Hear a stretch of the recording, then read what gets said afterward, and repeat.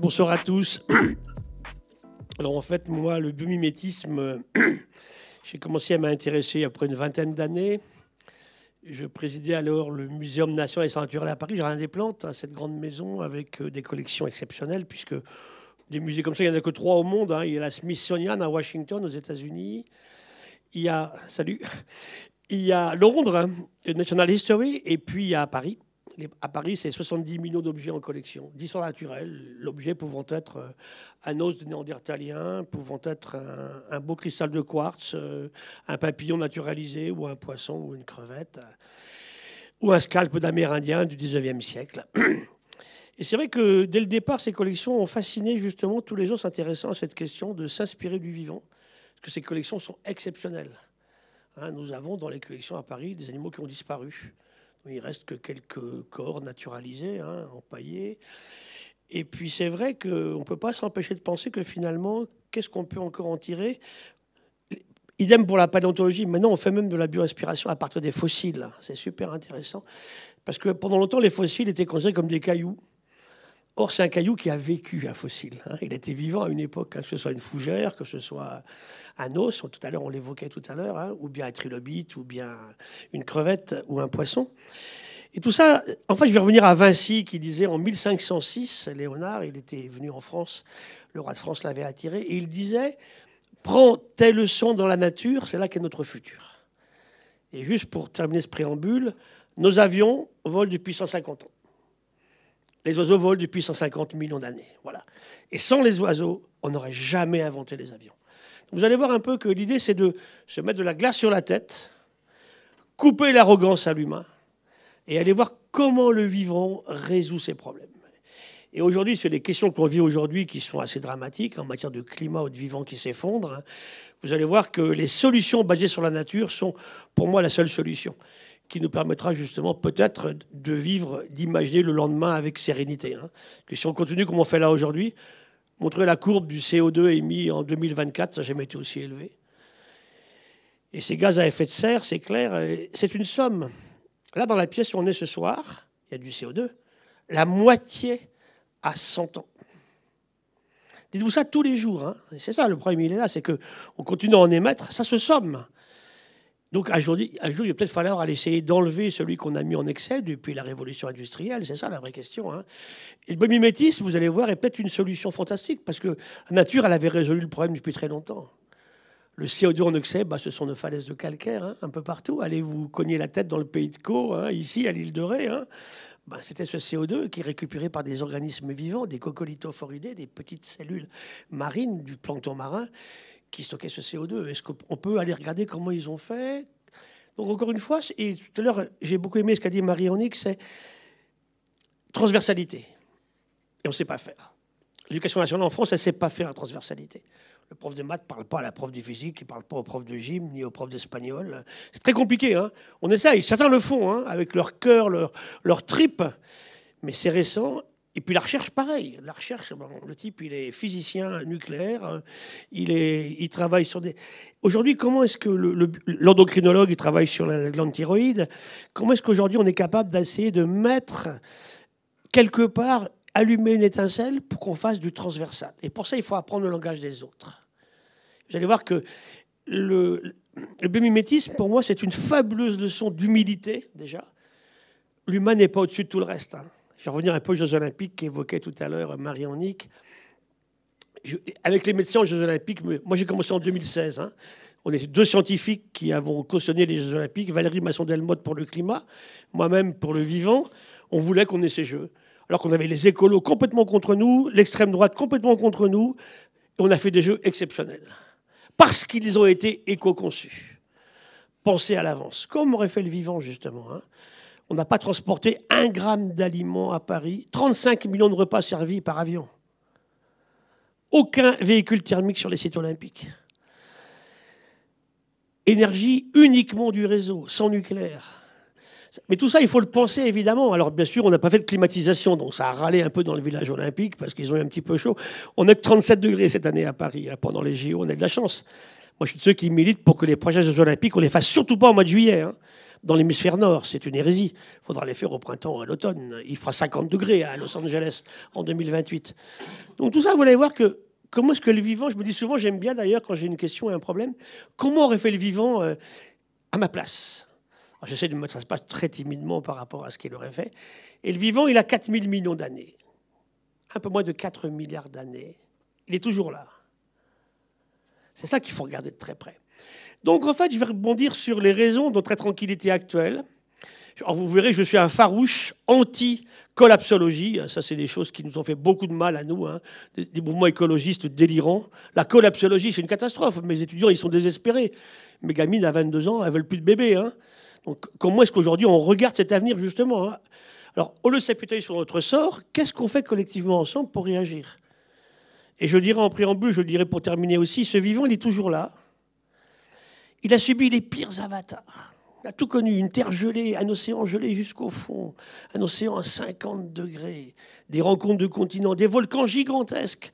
Nos volcans actuels, ce sont des nains aujourd'hui par rapport aux volcans du passé. Les grandes crises d'extinction, il est toujours là, parce qu'il s'est adapté. Et pour s'adapter, jamais dans l'histoire de la vie, on ne peut le faire sans accepter de changer. Et nous, on ne change toujours pas. Et voilà pourquoi aujourd'hui, on est confronté aux problèmes que l'on a à l'heure actuelle, justement, hein. We have to change, hein. C'est vraiment absolument essentiel. Donc, je vous ai mis ici une courbe de température de surface de l'océan sur 120 ans.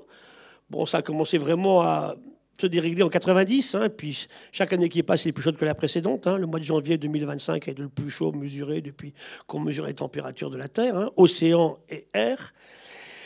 Je vous ai mis aussi, bien sûr, deux écosystèmes. La forêt tropicale humide, ici, le camp des Nouragues en Guyane, c'est français. Toujours français encore, je ne sais pas pour combien de temps, c'est la Nouvelle-Calédonie, c'est le récif du Grand Sud, hein. Là, vous avez, sur un récif comme ça, sur un carré de 1 km, plus d'espèces de poissons que dans toute l'Europe. Ce qu'on appelle méga diver ou hotspot, des zones extrêmement riches, hein. La forêt tropicale humide en Guyane, c'est peut-être 30 000 espèces au kilomètre carré. Ce matin, j'ai regardé pour vous, en France, dans nos catalogues du muséum, c'est notre boulot, on est payé pour faire ça. Il y a 103 323 espèces connues ce matin en France métropolitaine. Des bactéries, des protistes, des champignons, des plantes et des animaux. En gros, on trouve 100 espèces nouvelles par an en France en ce moment. Pas des éléphants, on a fait le tour des éléphants en France, hein. Mais on trouve des micro-algues, on trouve des... Même les plantes, on a fait le tour des plantes à peu près aussi, hein. Les arbres, il y en a 350 en Europe, on a fait le tour aussi, hein. Par contre, si vous allez en Colombie, aujourd'hui, sur 1 km² de forêt colombienne, vous avez 700 espèces d'arbres. Et sur un arbre de Colombie, 700 espèces de coléoptères. C'est ça, hein, cette biodiversité qu'on évoquait tout à l'heure. Donc, évidemment, faire attention beaucoup plus que ce qu'on fait à l'heure actuelle. Alors, les espèces, elles disparaissent comme celle-ci. Mon chouchou de la région ici, l'esturgeon européen, Acipacer sturio. Là, vous avez une femelle de 100 kilos, 2 ovaires de 10 kilos. 20 kilos de caviar, 3 300 € le kilo à Paris en ce moment. Eh bien, il est en train de disparaître. Il a disparu des îles britanniques, il a disparu de Scandinavie. J'ai trouvé des carnets de pêche quand j'ai pris mon poste à Banyuls, j'ai passé 10 ans au laboratoire Arago, de carnets de pêcheurs qui pêchaient des esturgeons à Collioure en 1958. Fini, plus aucun. On a des photos ici, pas très loin d'ici, hein, près du phare de Cordouan, de femelles de 450 kilos. Ben, il n'y en a plus. Et c'est ce que vit l'anguille en ce moment. Je me bats beaucoup pour essayer de sauver l'anguille européenne, hein. En ce moment, nos civelles, elles partent entre 400 jusqu'à 2000 € le kilo de civelles. Quand j'avais 20 ans, l'anguille faisait la moitié de tous les poissons d'eau douce en biomasse dans nos rivières. C'est 1% aujourd'hui. Elle disparaît. Et nos ministres, qu'est-ce qu'ils trouvent de mieux à faire? Augmenter les quotas de pêche à la civelle. Comprenez notre ire à nous, scientifiques, hein, on ne nous écoute pas du tout, hein, on ne sert à rien. Pourquoi l'État ne paye depuis 50 ans, quand j'entends les énormes conneries, excusez mon terme, que j'entends aujourd'hui, hein, que les pesticides ne sont pas dangereux? Attendez, moi je vais au CHU, je suis endocrinologue, c'est mon métier de base. Au CHU à Bordeaux, les parkinsoniens, la moitié à 50 ans sont des paysans. Quand est-ce qu'on va enfin réfléchir à tout ça? Nous sommes vivants. Et croire que si on abîme notre environnement, il n'y aura pas de répercussions sur notre santé, c'est la pire des bêtises. On ne mérite pas le nom de sapiens, hein, quand on pense des choses comme ça. Vous allez voir comment le biomimétisme, justement, est un merveilleux outil pour aborder ces questions-là. Donc il part, notre esturgeon. Alors lui, il part, et il y en a qui arrivent. Alors c'est quoi ce truc? Coronavirus 19. J'ai adoré coronavirus 19 en recherche. Ce truc est un virus de chauve-souris. L'humain n'a pas du tout inventé ce qu'on a écrit sur ce coronavirus. J'avais écrit en avril 2020, notre ennemi, ce n'est pas le virus, c'est nous-mêmes. Virus de chauve-souris. L'humain ne l'a pas inventé. Par contre, il a amené des chauves-souris en relation avec des humains dans des laboratoires, sur des marchés. Et après, on l'a transporté partout. Rappelez-vous ce vol au Wuhan-Milano, 20 janvier 2020. Ils sont tous malades. Explosion d'un cluster de Covid en Lombardie. Puis après, ça cogne en Amérique du Nord, en Amérique du Sud, beaucoup, en Europe de l'Ouest. Hein. Il n'est pas très méchant. Il fera 8 millions de morts. Hein. On est aujourd'hui 8 milliards d'humains. Hein. Rappelez-vous que le H1N1 de 1918, hein, la grippe espagnole, qui n'est ni une grippe ni espagnole, c'est un H1N1, il tue entre 50 et 100 millions d'humains. À l'époque, on n'est pas 1 milliard sur la Terre. Hein. Donc réfléchissez un petit peu aux proportions. Hein. Donc là, on a un virus bien infectieux, mais pas très méchant, pas très virulent. Alors faire attention. Et juste pour terminer là-dessus, nous avons, nous aussi, dans la salle, on se trouve beau et intelligent, regardez comme on est bien, là. On s'auto-admire tous les jours, on bombe le torse. Allez, 22 000 gènes d'ADN. Vous savez combien il en a, lui, le coronavirus? 15. Avec 15 gènes, il est sacrément emmerdé quand même. Hein, le coronavirus. Vous vous rappelez, avec nos masques, on n'avait pas l'air fin, là, il y a quelques années. Hein. On n'allait plus au boulot, plus rien ne marchait. On disait aux gens, n'allez pas vous promener sur la plage. Personne n'a attrapé le coronavirus en allant sur la plage. Faites pas de vélo. On a une relation fantastique maintenant dans les morts du coronavirus en France entre l'âge, en moyenne des morts, 76 ans. C'est pas une maladie pédiatrique, le coronavirus 19, ça c'est clair. Hein. La durée de vie des Français mâles en ce moment, nous les garçons, 79. Les femmes ce matin, vous, c'est 85, la moyenne. Comment est-ce qu'on a appris ces questions-là? Comment on a regardé? Comment on a géré cette épidémie, cette pandémie? Hein. Alors celle-là, elle n'est pas très méchante, mais on attend la prochaine. Hein. Je reviens à mon H1N1 de 1918, il tue les gamins dans les tranchées à 18 ou 19 ans. Hein. Donc vous voyez que... Alors je ne suis pas là pour vous coller encore plus la trouille, ce n'est pas mon problème ce soir. Hein. C'est vous dire des choses et vous dire que simplement la pire des réactions, ce serait l'inaction. Il faut qu'on pense et qu'on fasse différemment. Et là, je vous ai mis quelques exemples de biomimétisme. Ça, c'est une circulation aérienne dans une termitière en Afrique, on va en reparler tout à l'heure. Ça, ce sont des microalgues marines, hein, ici, des coccolithophoridés qui savent stocker du CO2. Et ça, c'est mon Martin Pêcheur qui vit ici, à Poitiers, et qui a un bec et une tête incroyablement, avec un CX, vous savez, un coefficient de pénétration dans l'air ou dans l'eau, unique. Aucun ingénieur polytechnicien a inventé un truc comme ça. D'ailleurs, quand je parle avec eux, souvent ils me disent « mais ton truc, là, il ne peut pas avoir ces performances-là ». Un thon ne peut pas, pour un ingénieur, nager à 120 km/h. Ben, il nage à 120 km/h, voilà. Intéressant. Hein. Alors les militaires sont fascinés, bien sûr. Hein. Donc nous, c'est clair qu'au niveau du CIBIOS, on exclut tout usage militaire. Hein. Notre seul but, c'est d'améliorer, non pas la planète qui s'en fout complètement, la planète, on s'en fout, laissons-la tranquille, la planète, c'est l'humain sur la planète dont il faut qu'on s'occupe, bien évidemment. Hein. Donc tous nos usages de ce biomimétisme, pour nous, je vais vous le définir tout à l'heure, sont pour des fins qui sont effectivement bénéfiques. Pas de pollution, pas de production de produits dangereux, bien sûr, meilleure efficacité, beaucoup moins d'énergie. Vous allez voir, c'est magique. C'est la vie. Alors, juste une image sur la relation physique, géodiversité-vie. Ce caillou, il tombe sur Toulouse en mai 1864. Une grosse météorite a explosé. J'ai retrouvé les coupures de journaux de l'époque. Hein, et un brave paysan du Lot ramasse un morceau. Et il l'oublie dans une caisse à oignons 100 ans. On le retrouve, ce caillou, au début du siècle, là. Et les randonneurs disent, vous savez, ce caillou-là, c'est une météorite. Oui, l'arrière-grand-père l'avait ramassé, tu me la donnes? Et il finit au muséum à Paris, au Jardin des Plantes, rue Cuvier, rue Buffon, hein, entre la mosquée et puis la gare d'Austerlitz. Et là, on a les plus puissants outils au monde de géochimie, des nanosondes. Et grâce aux isotopes du chrome, on date ce caillou. C'est moche comme tout, hein, mais c'est génial. Vous le caressez, votre cœur s'emballe. Il a l'âge de la Terre et du Soleil. Voilà le rôle des scientifiques. Hein. La science n'est pas une opinion. Tous les labos du monde qui vont dater ce caillou vont trouver la même chose. Hein. Ce n'est pas une opinion. C'est un fait. À partir d'un machin ultra moche, vous bouleversez. Voilà. C'est ça mon but ce soir. Hein. Parce qu'une conférence scientifique sans émotion, ça ne marche pas. Évidemment que c'est bouleversant. Et c'est ça qu'il faut qu'on regarde aujourd'hui, bien sûr. Et à quoi ça sert de ramasser une météorite? À rien, mais c'est génial. Tellement heureux quand l'humain fait des trucs qui servent à rien. Donc arrêtons de dire à nos gamins, on fait que des machins qui rapportent de l'argent, qui servent. Non, non, non. Au contraire, tout ce que vous avez fait depuis ce matin qui ne sert à rien, mais qui vous apporte du bonheur ou du plaisir. C'est ça l'humanité. Hein. On est profondément animaux, nous tous ici. Hein. On a la même glande thyroïde qu'une truite. Voilà, c'est comme ça. Que ça vous plaise ou pas, c'est comme ça. Hein. Mais on n'est pas que ça, puisqu'on est en train d'échanger en ce moment-là. C'est ça qui est intéressant finalement. Alors avec les médecins des Jeux Olympiques, justement, c'est intéressant parce que pour eux, l'humain, c'est le summum de la création. Bah, je dis Bolt, 9,58 au 100 mètres, peu de calcul, 44 km/h. C'est un chat. Le lapin, il court à 48. Hein. Alors, il a 4 pattes, d'accord, mais quand même à 48, le lapin. Bon. Le merveilleux nageur français, là, Léon Marchand, il nage à 17 km/h. C'est un poisson ultra lent, c'est une carpe. Hein. Ici, là, à Poitiers, le taux, il a 100 km/h. Alors, oui, mais vous comprenez, mais nous, on sait nager et courir. Ben, les miens, moi, ils nagent, ils courent, ils volent en plus.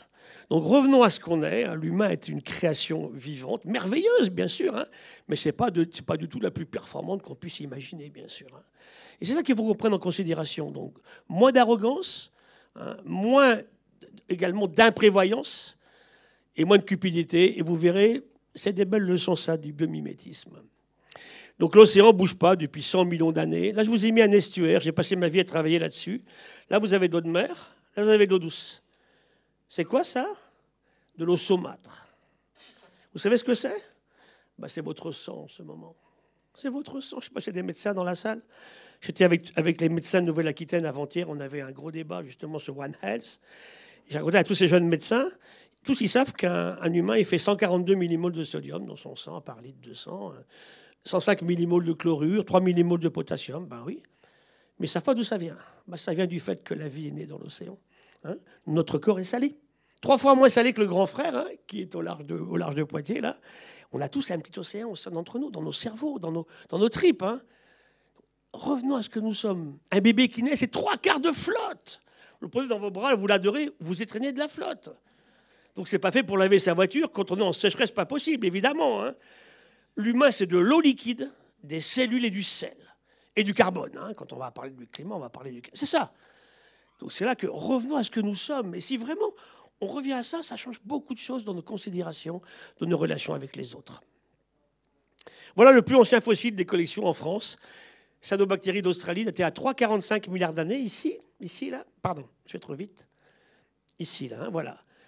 Et les récentes, celle-là, tout à l'heure, on est arrivé avec Marie-Annick, on est arrivé devant... Il y a une flaque d'eau, vous verrez tout à l'heure, là. Regardez-la avec tendresse tout à l'heure en repartant. Il y a des cyanobactéries dedans.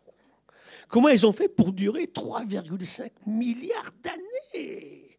Alors, au lieu de mettre du glyphosate dans la mare et un parking par-dessus, vous regardez comment ils ont fait. C'est ça la magie du vivant. Hein. Observer, hein, regarder, admirer, aimer et s'en inspirer. Et surtout aussi, c'est un peu mon but ce soir avec vous, vous émerveiller.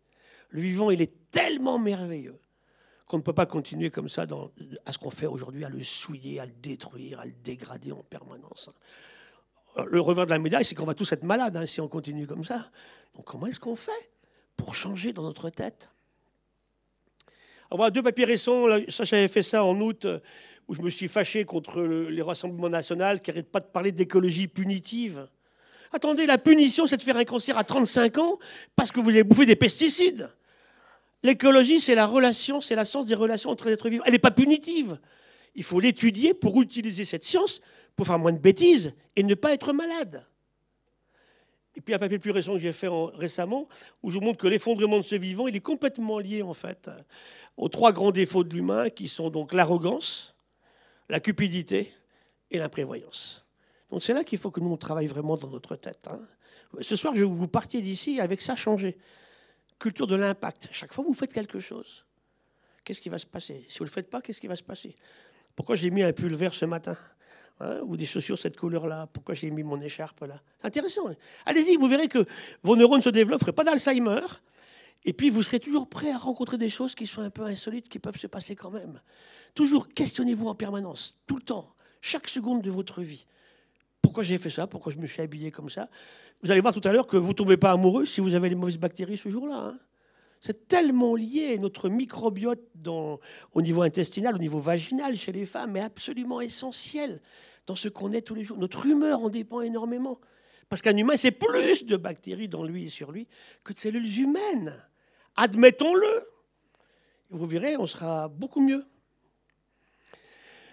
Alors voilà, la vie c'est quoi? Des bactéries d'abord. Alors les bactéries, c'est une enveloppe avec de l'eau liquide dedans, de l'eau liquide à l'extérieur, et ça communique en permanence. L'ADN est libre, il n'y a pas de noyau dans la cellule. Il y en a partout. Vos trous de nez, vos cheveux, vos nouilles tout à l'heure, le siège de bagnole où vous allez rentrer, les chaussures de ma copine à côté, là, les cheveux, c'est rempli. Il y a pas le seul endroit où il n'y a pas de bactéries sur la Terre, c'est ça. Les laves de volcans au-delà de 1000 degrés. Et quand la lave s'épanche et refroidit, elle s'installe tout de suite. Plein votre lit, c'est génial. Vos tomates, vos bananes, tout ce que vous allez manger. Et l'énorme majorité sont extrêmement utiles à l'humanité. Qu'on arrête de croire que c'est que des êtres vivants méchants qui vont vous infecter. Quelques-uns, 1%. Alors cela, bien sûr, il faut qu'on les travaille spécifiquement. Et souvent, elles apparaissent parce que l'humain a déraillé. Le pire des écosystèmes inventés par l'humain, pour moi, en médecin, c'est une chambre d'hôpital à maladie nosocomiale. Il reste une bactérie. Streptocoque, staphylocoque. Un pseudomonas, un aéromonas, banal comme tout. Terrible. Il est tout seul. Et là, il tue tous les vivants que vous allez ouvrir dans cette pièce-là. La nature n'a jamais inventé ça. Hein. Et j'ai un ami, un vieux médecin, qui me dit, quand ça m'arrive, je fais un truc qu'on m'a interdit à l'université. J'ouvre la fenêtre, ça marche. C'est ça, les probiotiques. Hein. Tout le vivant rentre autour et puis ça va contrôler cette bactérie qui est ultra dangereuse, bien évidemment, puisqu'on l'a traitée, elle est résistante à tous les antibiotiques possibles. Après, vous avez les protistes. Alors, les protistes, c'est beaucoup moins connu, mais c'est aussi génial. Là, on quitte l'Orient, nous sommes en 2009 avec le bateau Tara, et on fait un tour du monde en 4 ans. En 4 ans, on ramène 600 000 séquences d'êtres vivants pas connus. Des virus, des bactéries et des protistes. Et puis ça, ce sont des dinoflagellés. Tout petit, génial, c'est beau comme tout, c'est sympa. Alors on me dit, bah, c'est sympa, c'est des trucs d'écolo farfelus, vos trucs là. Oui, bah ça, vous savez ce que ça fait? La moitié de l'oxygène de la Terre. L'océan, l'eau, c'est pas faire de l'oxygène. C'est l'océan vivant, parce qu'il est vivant à l'intérieur, les bactéries et les protistes, les micro-organismes, le phytoplancton, qui nous captent un bon quart, sinon un tiers du CO2 produit en excès par les humains depuis la révolution industrielle, et qui nous fait de l'oxygène. Cette réaction magique de la photosynthèse, hein, dans de l'eau liquide, parce qu'il n'y a pas de vie sans eau, c'est pas possible. Hein. Tous les êtres vivants, du virus à l'humain, sont faits d'eau liquide. Hein. Donc dans de l'eau liquide, vous récupérez le CO2 en excès qui nous embête aujourd'hui. Vous récupérez la lumière du soleil grâce à des pigments chimiques. Et en échange, vous produisez de l'oxygène et des sucres. Voilà. Tout est parti de là. C'est ça la photosynthèse magique, inventée par des bactéries dans l'océan il y a 3,5 milliards d'années. Et on vit tous de ça, on ne mange que ça. Hein. Quand vous mangez de la salade, c'est la même réaction. Donc vous avez les primaires qui font la photosynthèse, puis les secondaires comme nous qui bouffons des primaires, hein, et puis qui existons grâce à cela, bien sûr. Hein. Les levures. Tout le monde s'en fout des levures. Ben, sans levure, pas de pain, pas de vin, pas de bière, pas de fromage, pas de français. Voilà, c'est tout. Alors quand je dis ça au ministre, on me dit « Ah ben oui !» Ah ben il me dit, mais vos trucs, professeur, là, mais c'est des trucs d'écolo. Ben, j'attendais, écoutez. Je travaille beaucoup avec les viticulteurs, moi, ici, maintenant, en Saint-Émilion. On travaille avec les levures de leur champ. Pas d'ailleurs, je veux pas qu'elles arrivent d'Autriche ou d'Italie. Je veux des levures du champ. À Saint-Émilion, elles sont là. Et grâce à ces levures-là, on va faire des vins extraordinaires. Idem pour les houblons des bières. Hein. Prenez ce que vous aimez. C'est absolument fondamental. Il y en a partout, plein dans l'océan, plein dans les sols. Après, vous avez les champignons et les plantes, et puis les animaux. Voilà. Ça, c'est les vivants. Et l'humain est un animal, alors prenez n'importe quel. Hein.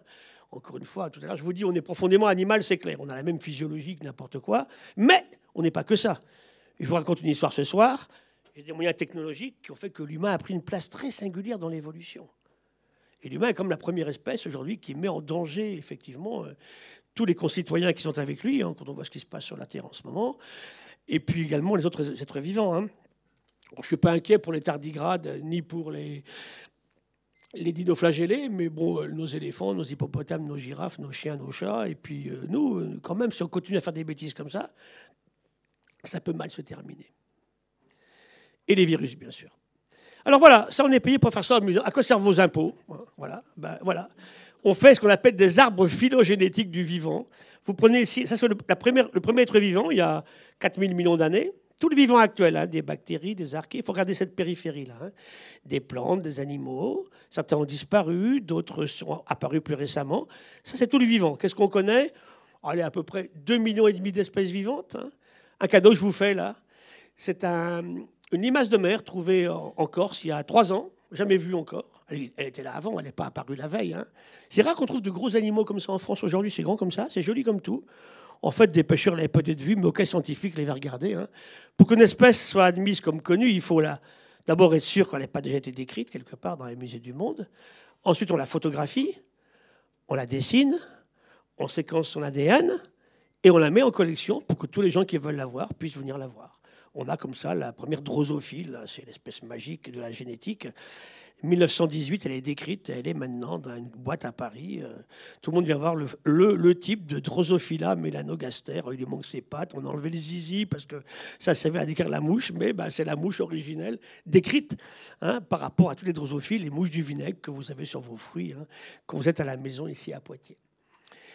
Lui, c'est le Prolagus, vous ne le verrez jamais, il était grand comme ça. Le lapin rat. L'humain fait des bateaux assez puissants, il débarque en Corse il y a 8000 ans. Et on trouve des lapins rats. Et puis bon, on amène des chiens, des chats avec nous, des cochons, puis on bouffe tout. À 6000 ans, il a disparu. Voilà un bel exemple hein, où l'humain arrive sur une île, détruit tout bouffé, et puis il n'y a plus de Prolagus. Alors on me dit maintenant, je l'avais raconté la dernière fois quand on s'était vu, c'est pas grave, je vais vous le refaire. Alors attendez, me refaire des Prolagus. Là c'est pareil, la désextinction, on veut refaire un mammouth. Bon. On va faire en fait un truc. On a de l'ADN de mammouth, on a même de l'ARN de mammouth, puisqu'ils sont morts il y a 3000 ans. On a des mammouths congelés ou très bien conservés. Alors, il faudra le faire porter l'embryon par une éléphante d'Asie, qui est assez proche au niveau génétique, qui aura des poils oranges sur le derrière. Ça sera un mammouth, ça sera une espèce de chimère entre un mammouth et un éléphant. Ça coûte plusieurs millions d'euros. Non, il faut essayer de les empêcher de partir avant de penser à récupérer des espèces qui ont disparu, bien sûr. Hein. Et le Beiji, lui, c'était le dauphin du Yangtze. Moi, je l'ai connu en 2007. Les derniers, en Chine, on émettait des faisceaux d'ondes sonores, ils répondaient. C'est fini. Il n'y a plus aucun qui répond aujourd'hui. Ils ont été entièrement détruits. Donc moi, j'ai eu le droit au Beiji. Moi, j'ai 2 filles et 5 petites filles, que des filles. C'est superbe. Eh bien, elles n'ont pas le droit au Beiji. Donc, il y a un problème aussi d'éthique et de morale hein, à faire disparaître ces espèces. Pourquoi elles n'auront pas droit au BEJ? C'est une question intéressante. Alors les écosystèmes, c'est quoi un écosystème? C'est une construction biologique, c'est la base du vivant, hein, entre des êtres vivants qui vont s'associer entre eux pour construire un écosystème sur une géologie antérieure. Un bras de mer, ça peut être un sol, tout ce que vous voulez. Votre lit ce matin, c'est un écosystème. Vos cheveux en ce moment hein, sont des écosystèmes où du vivant s'installe. Hein. Choisissez votre préféré entre la forêt, la montagne, tout ce que. Mais n'oubliez jamais celui-là. Là, vous avez un utérus féminin, là, rempli de bactéries, au moins 1000 espèces. Hein. Et puis là, l'intestin d'un bébé en train de naître, quasi axénique. Hein. Le bébé qui naît n'est pas contaminé, en fait. Il est protégé par le placenta de la maman. Hein. Et en fait, le moment magique, ça va être le moment où le bébé va sortir. Au moment de l'accouchement, en fait, hein, ce bébé-là qui ne connaît pas la biodiversité de la Terre, hein, eh bien, il va non pas se contaminer, mais s'ensemencer par les bactéries du tractus génital de la maman. Et c'est génial. Un bébé humain met 4 ans. 4 ans à avoir ces bactéries à lui. Tous les deux, avec mon ami, là, on a mis l'espèce de bactéries dans un tube digestif. On en échange 188 en commun, exactement les mêmes. Et puis c'est pareil, 2 à 2, dans tous les gens qui sont ici dans la pièce. C'est génial. Et on voit après que ça change. Un obèse n'a pas du tout les mêmes bactéries qu'un maigre. Un centenaire n'a pas les mêmes bactéries que quelqu'un qui est beaucoup plus jeune. Alors ça, c'est intéressant. Donc, c'est des milieux super intéressants à regarder. Et quand il s'installe une disharmonie de relations entre ces bactéries dans le vagin, dans le tube digestif, dans l'intestin et nos cellules humaines, c'est l'obésité. C'est le diabète de type 2. C'est l'hypertension artérielle, c'est l'autisme, c'est Alzheimer. Ah oui, là encore, vous voyez que, admettons ce qu'on est, quoi, un fragment d'être vivant extrêmement intéressant à creuser. Alors voilà comment nos anciens se représentaient la biodiversité. J'ai eu la chance d'aller 2 fois avec Jean-Marie Chauvet, là, à l'original de Chauvet. Je pleure à chaque fois. C'est 2 fois plus vieux que Lascaux. Lascaux, c'est 20 000. Là, on est à 37-38 000 ans. On est en France, dans l'Ardèche. Il y avait des rhinocéros, des lions, des panthères, des hyènes, des chevaux sauvages. On est à 800 mètres de l'entrée. Quand ils peignent ça, ils ne sont pas devant eux, hein, ils sont là-dedans. Et comme tout à l'heure, que le type qui a ramassé ma météorite, à quoi ça sert de faire ça? À rien, mais c'est génial. Il n'y a que l'humain qui fait ça. Alors après, il y a du chamanisme dans leur tête, ça servait à quelque chose, mais c'est clair que c'est ça qui est absolument incroyable. Il n'y a que l'humain. Aucun animal n'aurait ramassé la météorite d'Orgueil. Aucun animal n'aurait fait les fresques de Lascaux. Aucun animal n'aurait fait comme l'a fait Ératosthène 2 siècles avant Jésus-Christ. Grâce à de la pure géométrie, il calcule la circonférence de la Terre. Et Thomas Pesquet me dit récemment, j'ai encore des types, quand je fais une conférence, qui me disent « Mais avouez, monsieur Pesquet, vous n'avez pas vu la Terre ronde, elle est plate. » Alors à quoi ça sert que l'État français m'ait payé 50 ans pour entendre des conneries comme ça aujourd'hui, hein? C'est une vraie question. Vous voyez, vos impôts, des fois, ils sont mal utilisés, hein. Attendez, et je vais le hurler une seule fois, je ne le dirai plus, mais la science n'est pas une opinion. C'est le rôle ici des centres que dirige Marie-Annick ici à Poitiers. Je vous donne des faits qu'on discute en tous les pays du monde, entre tous les scientifiques. Et une fois qu'on s'est mis d'accord sur des faits, on construit dessus. Et après, on fait de la technologie. Si on peut téléopérer un petit rover sur Mars aujourd'hui, c'est parce qu'on a des bases scientifiques. Alors, j'aime bien quand tu parles du son, hein, tous les rayonnements électromagnétiques, c'est génial. La musique et le son, c'est une merveilleuse harmonie entre de l'art et de la science. Et le monde vivant, quand il va s'inventer comme ça, quand il va apparaître, eh ben, les lois physiques existent déjà. N'oubliez jamais une chose, quand on fait des cours de physique ou de chimie minérale, c'était là avant la vie. Pour que la vie puisse exister, elle a dû tenir compte de cette physique de l'univers et de cette géologie, donc de cette minéralogie. Et la vie s'installe en créant une nouvelle chimie, la chimie organique, hein, la biochimie, la chimie moléculaire, et puis bien sûr ensuite a tenu compte de tout ça. Et aujourd'hui, on connaît, je vous disais, on connaît 2,5 millions d'espèces vivantes. Des minéraux, je regarde tous les ans, on trouve quelques nouveaux, il y en a à peu près 5100 aujourd'hui minéraux connus. La moitié n'existerait pas sans la vie. Donc quand la vie apparaît, il n'y a que 2500 espèces minérales sur la Terre. Mais les vatérites, les aragornites, les calcites qui font votre squelette, la coquille d'un œuf de poule, hein, le squelette du corail, tout ça, c'est une fabuleuse assimilation entre le vivant et le minéral qui construit. Prenez une coquille d'ormeau, il n'y a rien de plus dur que ça. Essayez de faire un trou dedans, vous verrez. Plus dur que de l'acier, hein. Un fil d'araignée, il est 30 fois plus fin que vos cheveux, 5 fois plus résistant que de l'acier. On calculait récemment que si on avait un fil d'araignée de moins de 8 mm de diamètre, un filet sur un terrain de foot, ça vous arrête un 737 en vol. 300 tonnes à 1000 km/h. Ça ne casse pas, ça se déforme, mais ça revient à sa taille initiale. C'est ça, hein, le vivant fabuleux qui a tiré parti de ces questions de la physique, de la chimie, et puis, bien sûr, de la biologie. Alors voilà, pour terminer ce préambule, ça c'est donc Tara, on quitte le port de l'Orient, coup de filet à plancton, tous les petits points là, jaunes là, sont des virus, tous les moyens poignants sont des bactéries, et les gros poignants sont des protistes, des microalgues. Ça c'est 98% de la vie dans l'océan. Les baleines, les poissons, c'est que 2%. Donc vous voyez qu'on dit beaucoup de bêtises si on ne tient pas compte des micro-organismes, bien sûr. Hein. Arrêtons de parler que des éléphants, des girafes ou du faucon pèlerin. Hein. C'est vraiment là quelque chose d'essentiel. Et nous sommes faits de bactéries, bien sûr, hein, autant que de cellules humaines partout. C'est beau comme tout, regardez comme c'est beau. C'est nouveau, ce n'était pas connu tout ça. On ramène 600 000 espèces pas connues. Alors, ce qui est intéressant pour nous aujourd'hui en biomimétisme, c'est que quand on regarde les relations entre ces êtres vivants, il y a infiniment plus de symbiose, d'entraide, de commensalisme, de mutualisme et d'association, de coopération que de compétition. Le vivant, depuis le début, a compris une chose. La clé de la vie, c'est la coopération. Voilà pourquoi notre économie ne marche pas aujourd'hui. On dit aux entreprises, bouffez celle d'à côté, ça ne marche pas du tout. La compétition peut exister dans la nature, hein, ça existe, hein, mais c'est très, très, très secondaire. Vous avez des diatomées, des microalgues qui sont un peu antisociales. Hein. Quand on les embête, elles font un produit qui tue tout sauf les diatomées. Hein. Mais c'est des cas rares, ça, en fait. Hein. Donc, vraiment, il faut un monde associatif que vous présentez bien ici à Poitiers.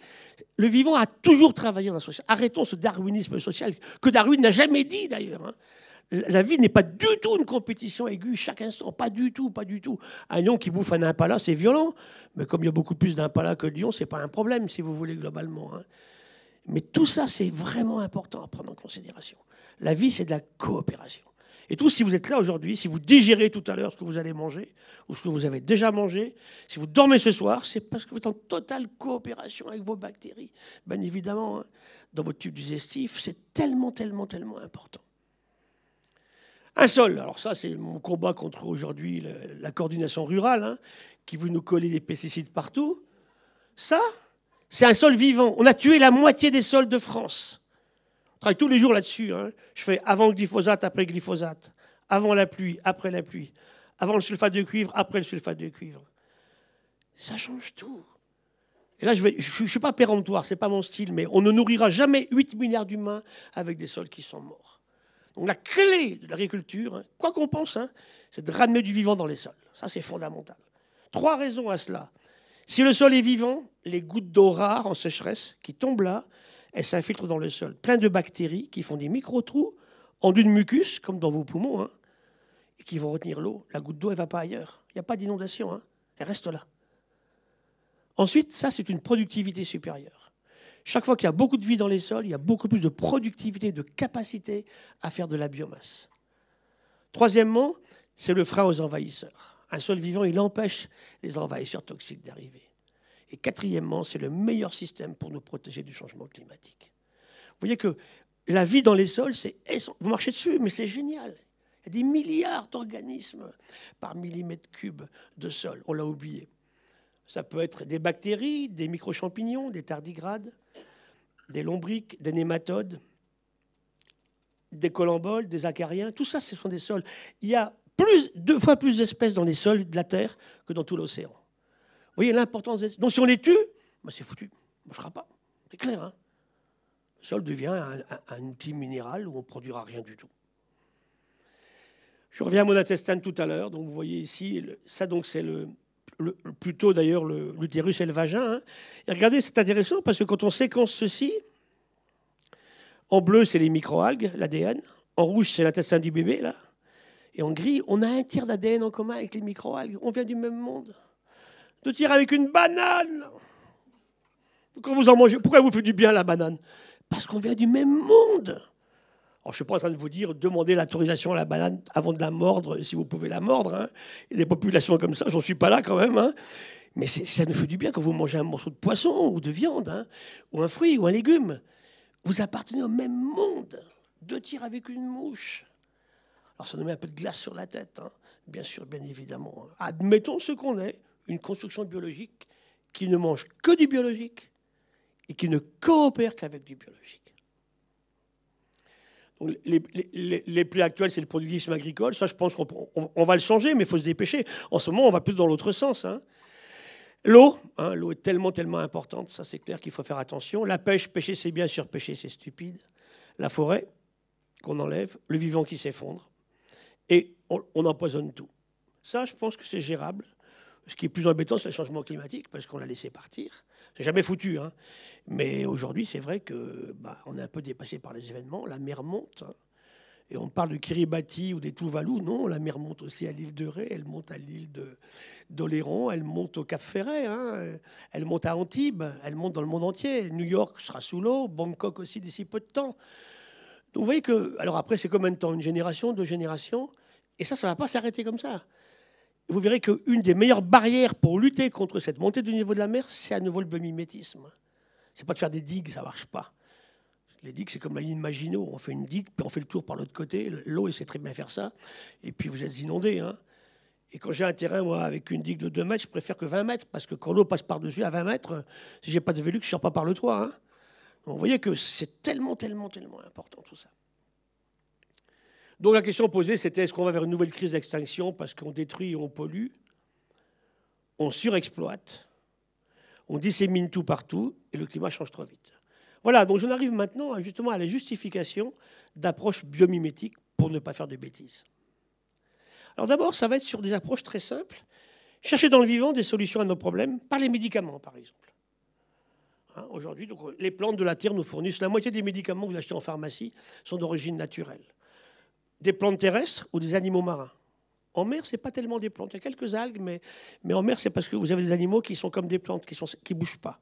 Un corail, une fois qu'il est fixé, il ne bouge plus. Une étoile de mer, pas beaucoup. Une éponge, elle ne bouge plus. Une gorgone, elle ne bouge plus. Ce qui pose un problème, c'est comme un arbre. Ce qui veut dire que ces animaux-là, quand la mer chauffe trop, ce qui se passe en ce moment en Méditerranée, par exemple, hein, bah, ils meurent massivement. Hein. Ceux qui peuvent bouger, les poissons, ils se barrent, ils s'en vont. Quand vous n'êtes pas mobile, c'est compliqué, bien évidemment. Hein. Lorsque arrive l'agresseur, la température trop forte ou des produits dangereux, vous ne pouvez pas partir. Donc, c'est tous les travaux qu'on fait aujourd'hui sur les médicaments sortis de cette biologie, anticancéreux, antibiotiques, antiviraux, anti-champignons, immunostimulants, immunosuppresseurs. Tout ça, ça vient de la chimie du vivant. Chez les éponges, on a trouvé beaucoup de choses, bien sûr. Ça, ce sont tous les prix Nobel de médecine acquis sur des modèles marins qui se bouffent même pas. Donc, sans intérêt, monsieur le professeur, si ça ne se bouffe pas, c'est pas intéressant. Attendez, on ne mange pas l'étoile de mer. Hein. Eh bien, Metchikov trouve la phagocytose hein, grâce à l'étoile de mer. Charles Richet, le seul prix Nobel de Monaco, il découvre le choc anaphylactique grâce à du venin de méduse. C'est magique. J'étais allé appris par le prince en 2013, je suis allé fêter le centenaire du seul prix Nobel de Monaco. Je racontais comment Charles Richet, sur le bateau du prince de Monaco, d'Albert de Monaco, hein, avait découvert donc le choc anaphylactique avec un chien pas très malin qui avait collé le nez sur une méduse. Bon, il a eu une belle réaction et il recommence la semaine suivante. Il est foudroyé. C'est ça, le choc anaphylactique, hein, bien sûr. Hein. Et puis, lui, il découvre pourquoi dans un ovocyte féminin ne rentrent pas plusieurs spermatozoïdes. Ces deux-là découvrent la transmission de l'influx nerveux grâce au nerf de Kalmar. Kandel, c'est Alzheimer. Et les bases de la mémoire grâce à des aplysies, des limaces de mer comme ça. Timothy Hunt, magnifique prix Nobel en 2001, c'est la molécule clé du cancer. Elle trouve où? Chez une étoile de mer. Il a des gels. C'est quoi un cancer? C'est la décision par une cellule de se rediviser alors qu'elle ne devrait pas le faire. C'est ça un cancer. Hein. Et là, il avait des gels à l'époque. Il voyait une bande noire qui apparaissait, qui disparaissait, qui apparaissait, qui disparaissait, qui va appeler la cycline. Ça cycle. Et il découvre la clé du phénomène de cancérisation. Et si c'est vrai sur l'étoile de mer, c'est vrai chez l'humain. Tous les cancers sont liés aussi à la même chose. Lui, Shimon Mura, il travaille sur les protéines de méduse. Et ces trois-là, ils découvrent les mécanismes du vieillissement. C'est quoi le vieillissement? Pourquoi on change comme ça? C'est super intéressant. Et ça correspond à des questions d'allongement de chromosomes ou de raccourcissement de chromosomes. Ils trouvent ça où? Sur un truc qui se bouffe même pas, un truc qui vit dans les flaques d'eau, qui s'appelle un cilié tétrahyména. Hein.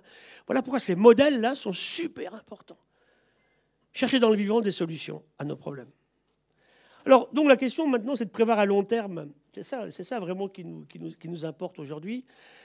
Donc, bien sûr, tout ça, c'est intéressant. Ça part d'un livre écrit en 97 par Janine Benyus, une américaine, Innovation Inspired by Nature. Donc là, elle dit, je vais chercher dans la nature des solutions à tous ces problèmes que j'évoque sur le climat qui change trop vite ou bien ce vivant qui s'effondre. Comme l'avait dit d'ailleurs Vinci. Hein. Voilà, alors quelques exemples, mais on va en voir plusieurs. Hein. Les winglets d'avion, on va en parler. Ce train japonais, rapide et silencieux. Les trains espagnols. Ce petit coléoptère de Namibie qui sait faire de l'eau dans un désert où il ne pleut jamais. Magique. Il joue sur deux tableaux. Hein. En pleine journée, il emmagasine de la chaleur, très chaud. La nuit, il fait très froid. Hein. Il fait moins 40 la nuit. Hein. Il fait 50 dans la journée. Donc il a la chaleur le soir. Il n'a pas froid pendant la nuit. Et au matin, au point de rosée, grâce au système qu'il a sur les élytres ici, il va condenser au point de rosée une goutte d'eau. Ça lui sert pour sa journée. Et ça marche depuis des centaines de milliers d'années. Il ne demande rien à personne, hein, mais c'est le seul à pouvoir vivre là, parce qu'il a trouvé cette astuce hein, pour vivre dans le désert du Namib. Le Namib, c'est le désert le plus ancien de la planète. Ça, c'est une petite éponge méditerranéenne, on en parlera, qui sait faire du béton armé.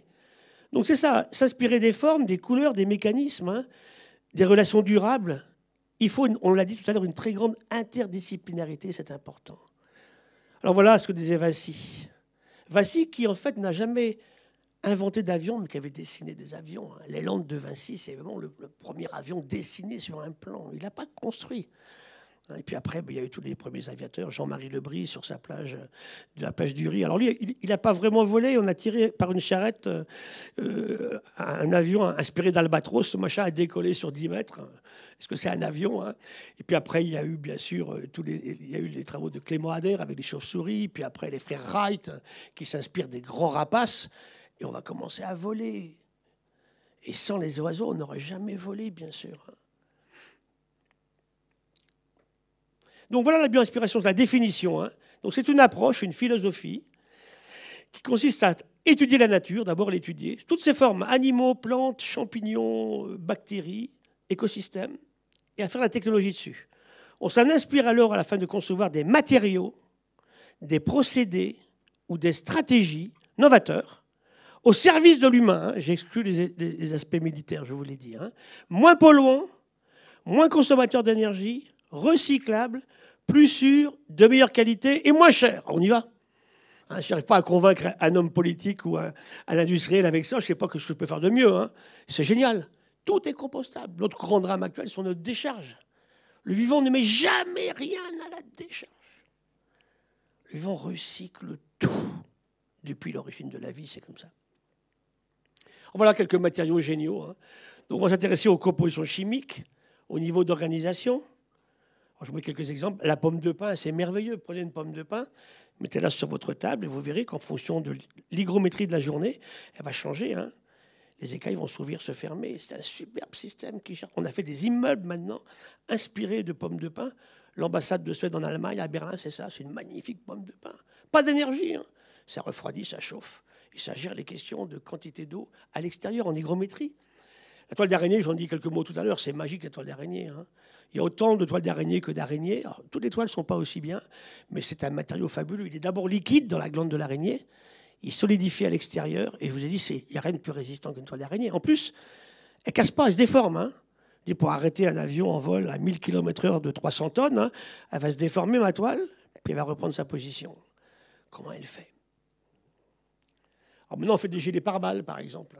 Quand j'étais au ministère, il y avait les gardes devant le ministère. Alors on était au mois d'août, il faisait 38 degrés à Paris. Il me disait, professeur, quand est-ce que vous aurez vos gilets pare-balles à partir de toiles d'araignée 20 fois plus légers que les gros trucs que j'ai là, moi, aujourd'hui, sur l'estomac, pour me protéger contre les agressions possibles. Toutes les multifonctions et les enjeux de manufacture sont extrêmement intéressants à aborder aussi. Alors voilà quelques fabuleux matériaux du vivant. Le bois, des écailles de poisson, la chitine de la mouche, les écailles de pangolin, la corne de rhinocéros, les écailles de tortue, les cuticules de crustacés, les os, bien sûr, les joncs, les méduses. Tout ça sont des systèmes champignons extraordinairement intéressants. Alors la corne du rhinocéros, on les tue. Parce que dans la pharmacopée chinoise, il y a de prétendues vertus qui sont aphrodisiaques. C'est de la kératine. Donc j'avais fait une conférence en Chine et je disais aux Chinoises, dites à votre type de se ronger les ongles, vous verrez si ça marche. Et j'ai revu 2 ans après. Elle m'a dit, la dame, ça marche pas, monsieur le professeur. Et ben, j'ai dit, ça marche pas mieux la corne de rhinocéros. Rongez-vous les ongles, si ça marche mieux que la copine, non, ça marche pas mieux. Donc tout ça, ce sont des légendes dans les histoires de traditions diverses et variées. Et on tue les rhinos pour ça. On abat des animaux. Et maintenant, c'est terrible parce que mes copains qui sont gardes en Namibie, par exemple au Gabon, me disent on les tue. Alors on enlève les cornes, mais ils tuent quand même parce que comme ils ont pisté avec des pygmées baka qui savent pister, car rhinocéros est passé 3 jours avant sur un terrain caillouteux. C'est fabuleux ce qu'ils arrivent à faire. Ben, ils tuent quand même pour ne pas s'embêter après à pister un rhinocéros sans cornes. Ça, c'est l'humain, dans sa cupidité complète. 70 000 € le kilo de corne de rhinocéros. C'est plus cher que la cocaïne. Donc là, il faut qu'on tue le marché, sinon ils vont disparaître, ils vont s'en aller, pour de prétendues vertus que n'a pas du tout la corne du rhinocéros. Voilà, toutes les briques élémentaires du vivant sont extrêmement importantes. C'est ça qu'on va voir pour terminer. Alors voilà, ça peut servir dans plein de champs d'application. En énergie, je vais vous montrer plein d'exemples. Alors, l'énergie du vivant, c'est l'énergie solaire, c'est clair, c'est la seule. Un peu d'énergie chimique dans les grands fonds. Donc, comment on travaille là-dessus, c'est créer du CO2. Les matériaux. Ça, c'est fabuleux. On va en voir quelques-uns. La chimie des composés, les catalyses enzymatiques, les solvants avec l'eau, l'information. Comment on a inventé le GPS? Grâce aux phéromones de fourmis. Et c'est vrai que tout ça, c'est super intéressant. Vous avez des bestioles capables de vous détecter. Le blob, il n'a pas de tête, il n'a pas de pattes, il n'a pas de cerveau, il n'a pas d'attention. Il vous trouve en quelques minutes le chemin le plus court pour aller quelque part. Comment il fait? Et il faut regarder justement nos abeilles, nos fourmis. Les phéromones de piste de fourmis, c'est elles qui ont créé avec des logiciels particuliers. On a inventé comme ça les GPS, qui sans arrêt itirisent la situation et puis décident que le chemin le plus court, il est là, pour aller là justement où on veut aller. Regardez un vol d'oiseau. Vous avez vu des vols des tourneaux ici à Poitiers? Comment ils volent? Ils ne se touchent jamais. Un banc de poissons de ça. Nous, vous avez vu nos embouteillages tout à l'heure, aller faire un tour, là. Il y avait un accident sur la route de Bordeaux, là. Ils étaient tous tamponnés, les parkings, les pare-chocs par terre. Jamais chez les poissons, chez les oiseaux. Comment ils font? Il n'y a pas d'embouteillage. Ils sont bien plus nombreux que nous. Ils n'ont pas d'accident. Donc tout ça, c'est des sources mais incroyables. Il faut se creuser les ménages pour comprendre comment ils font, bien sûr. Hein. Alors, ce n'est pas en les tuant qu'on va faire ça, bien sûr. Hein. Ce n'est pas en détruisant ce vivant. Aujourd'hui, le mimétisme, c'est un des meilleurs moyens pour essayer de justifier la protection du vivant, justement. On se prive de merveilleuses découvertes. Rappelez-vous tout à l'heure mon dauphin du Yangtze. Il vit dans un fleuve où l'eau est tellement chargée en particules que quand vous mettez votre main dans l'eau, vous ne voyez plus vos doigts. Donc les yeux ne servent à rien. Ils avaient une écolocalisation, un sonar incroyable. Ça a disparu. On n'a même pas eu le temps de l'étudier, en fait. Hein. Ce sonar de ce Beiji, il est parti. C'est ça, l'idiotie de l'humain, hein, dans ces questions particulières-là. Quelle est le charge du vivant? Donc en énergie, on va en parler beaucoup. Les matériaux, c'est un peu la même chose. La chimie, l'information, et puis le rôle de l'eau. Alors, le vivant, c'est purifier l'eau. Il sait la collecter. Il sait la stocker, la transporter, la distribuer. C'est génial, c'est ce qu'on ne sait pas faire. Regardez les inondations en ce moment dans le pays de Redon. Hein. On ne sait pas faire ça. Moi, j'ai vu sur l'Aude, il y a quelque temps, dans le sud de la France, l'eau qui montait de 1 mètre à l'heure. Parce qu'on avait tout bétonné, tout imperméabilisé. Toutes les zones humides avaient disparu. Une zone humide, c'est une merveille d'invention de la nature. Elle stocke l'eau quand elle tombe et elle la restitue longuement quand il fait sec. Et qu'est-ce qu'on dit maintenant? On draine tout. Les zones humides, ça ne sert à rien. C'est des zones à moustiques. Attendez, qu'est-ce qui se passe? Et vous avez vu, on n'a jamais eu autant d'inondations, on n'a jamais eu autant de sécheresse. Hein. Le vivant sait gérer ces questions-là. Alors voilà, ça c'est ma chouchoute aussi, comme mon esturgeon. Alors c'est en anglais, je n'ai pas traduit. Cette libellule, elle fait 1,5 g. Il y en a ici à Poitiers. Hein. Elle vole à 90 km/h avec 2 watts. Vous connaissez un polytechnicien capable de faire ça, vous? 9 techniques de vol. Une résistance incroyable par ces matériaux qui sont beaucoup plus légers que l'eau, c'est plus résistant. 20 millions de battements dans une vie de libellule. Des capteurs de vol incroyables. Avec ces capteurs de vol, le vol Rio-Paris ne serait pas à tomber. Elle les a, la libellule. Allons voir comment elle fait, bien sûr. Hein. Elle voit à 360 degrés. Moi, je ne vois pas derrière ma tête. Là. Je vous vois, mais pas derrière. Elle voit 300 images à la seconde. Vous en voyez 25. On est ridicule. Et le mieux, c'est un collègue qui pilote de Rafale. Il me dit que quand le Rafale vire sur l'aile, il va encaisser 8-9 G, hein, l'accélération de la Terre. Hein. À 10 G, c'est la syncope. Vu le prix d'un Rafale, il ne faut pas aller à 10 G, parce que vous allez cracher l'avion, ça coûtera cher aux contribuables quand même. Hein. Elle prend 30 G tous les jours. Depuis 300 millions d'années, nom d'un chien. Donc au lieu de mettre des pesticides dans la mare ou des parkings par-dessus, allons voir comment fait la libellule. Alors, j'avais fait une conférence sur le tonnerre, c'est le porte-hélicoptère qui a succédé à la Jeanne d'Arc à la Marine nationale. J'étais allé à Toulon faire une conférence. Alors, l'amiral me dit « Bravo, professeur, mes midship de l'école navale de Brest, là, vont sortir grandis de vous avoir écouté, c'est bien. » Mais il me dit, entre nous, j'ai du mal à mettre 3 commandos d'infanterie de marine sur votre libellule. Mais le but, c'est pas de la copier, c'est de s'inspirer de comment elle fait, en fait. C'est ça la question, en fait. Elle vaut tous les hélicoptères de combat. Hein. Voilà, donc on travaille. Alors ça, c'est tous les aspects qui marchent en ce moment. Hein. Le CIBO, ça a été créé en 2011. Donc à chaque fois, il faut 3 choses pour que ça marche. Hein. Il faut un chercheur qui fait une découverte qu'il trouve qui pourrait être appliquée intéressante, un ingénieur qui transforme la connaissance en technologie propre, hein, bien sûr, hein, sans gaspillage, en sobriété, sans polluer, et une entreprise. Il me faut les 3. Si je n'ai pas l'entreprise, ça ne marche pas.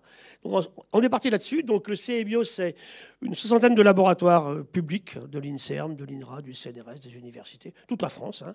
Il y en a aussi à Poitiers.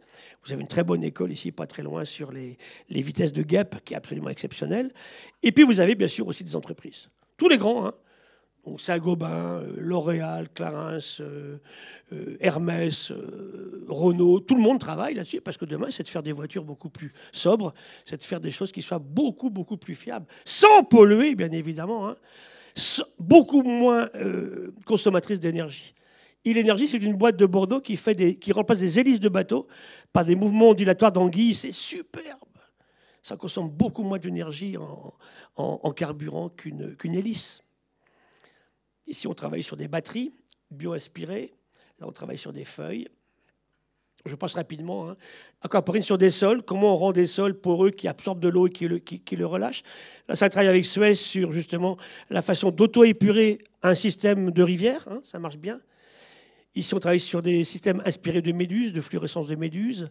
On va travailler sur des sols. Ici, on va dépolluer des sols grâce à des plantes qui vont absorber le zinc, le nickel, le plomb, le cadmium.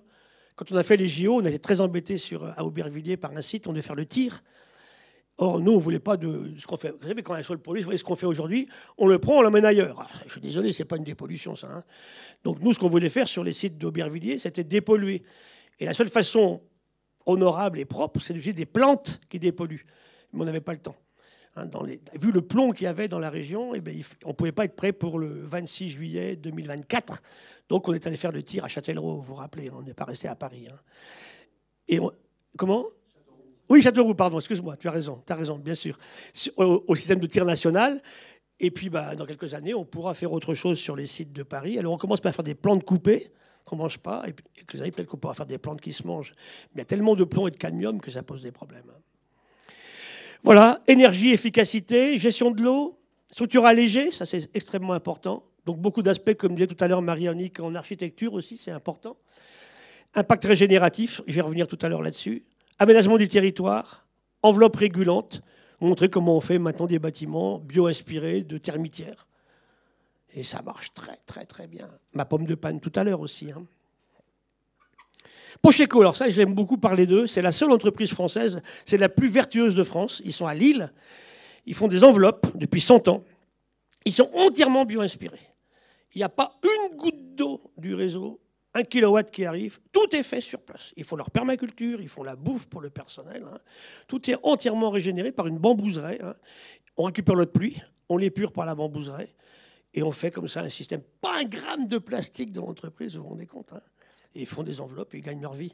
C'est vraiment une conception assez incroyable. Alors maintenant, ils diffusent un petit peu à l'extérieur. Allez voir sur Internet. C'est vraiment un superbe système. Ça marche. Entreprendre sans détruire. Donc maintenant, on espère justement essaimer, raconter comment ils font. Il y a des boîtes dans le Gard qui commencent à faire ça maintenant. Ils gagnent bien leur croûte. Ils sont, je ne sais pas, 300 400 employés. Ils font des enveloppes. Alors, pour moi, la photosynthèse, c'est le plus bel exemple qu'on puisse faire, c'est-à-dire faire des feuilles artificielles, qu'une feuille d'arbre, là, dans la cour, il sait retirer l'hydrogène de l'eau, il sait stocker l'énergie pendant la nuit. C'est fabuleux, on ne sait pas faire ça. Aucun ingénieur sait faire ça aujourd'hui. Et quand la feuille meurt, le panneau solaire engraisse le sol. C'est un super fertilisant. Donc tous nos panneaux solaires aujourd'hui qui perdent beaucoup d'activité avec le temps qui passe, il faut se bio-inspirer à partir de ce qu'est une feuille d'arbre. Là, pour moi, c'est une des clés les plus importantes du biomimétisme. Demain, faire une photosynthèse, effectivement. Alors, les rendements, pour l'instant, ne sont pas encore assez bons. On a beaucoup d'équipes en France qui travaillent là-dessus, dans le monde aussi. Ça, c'est un travail extrêmement important.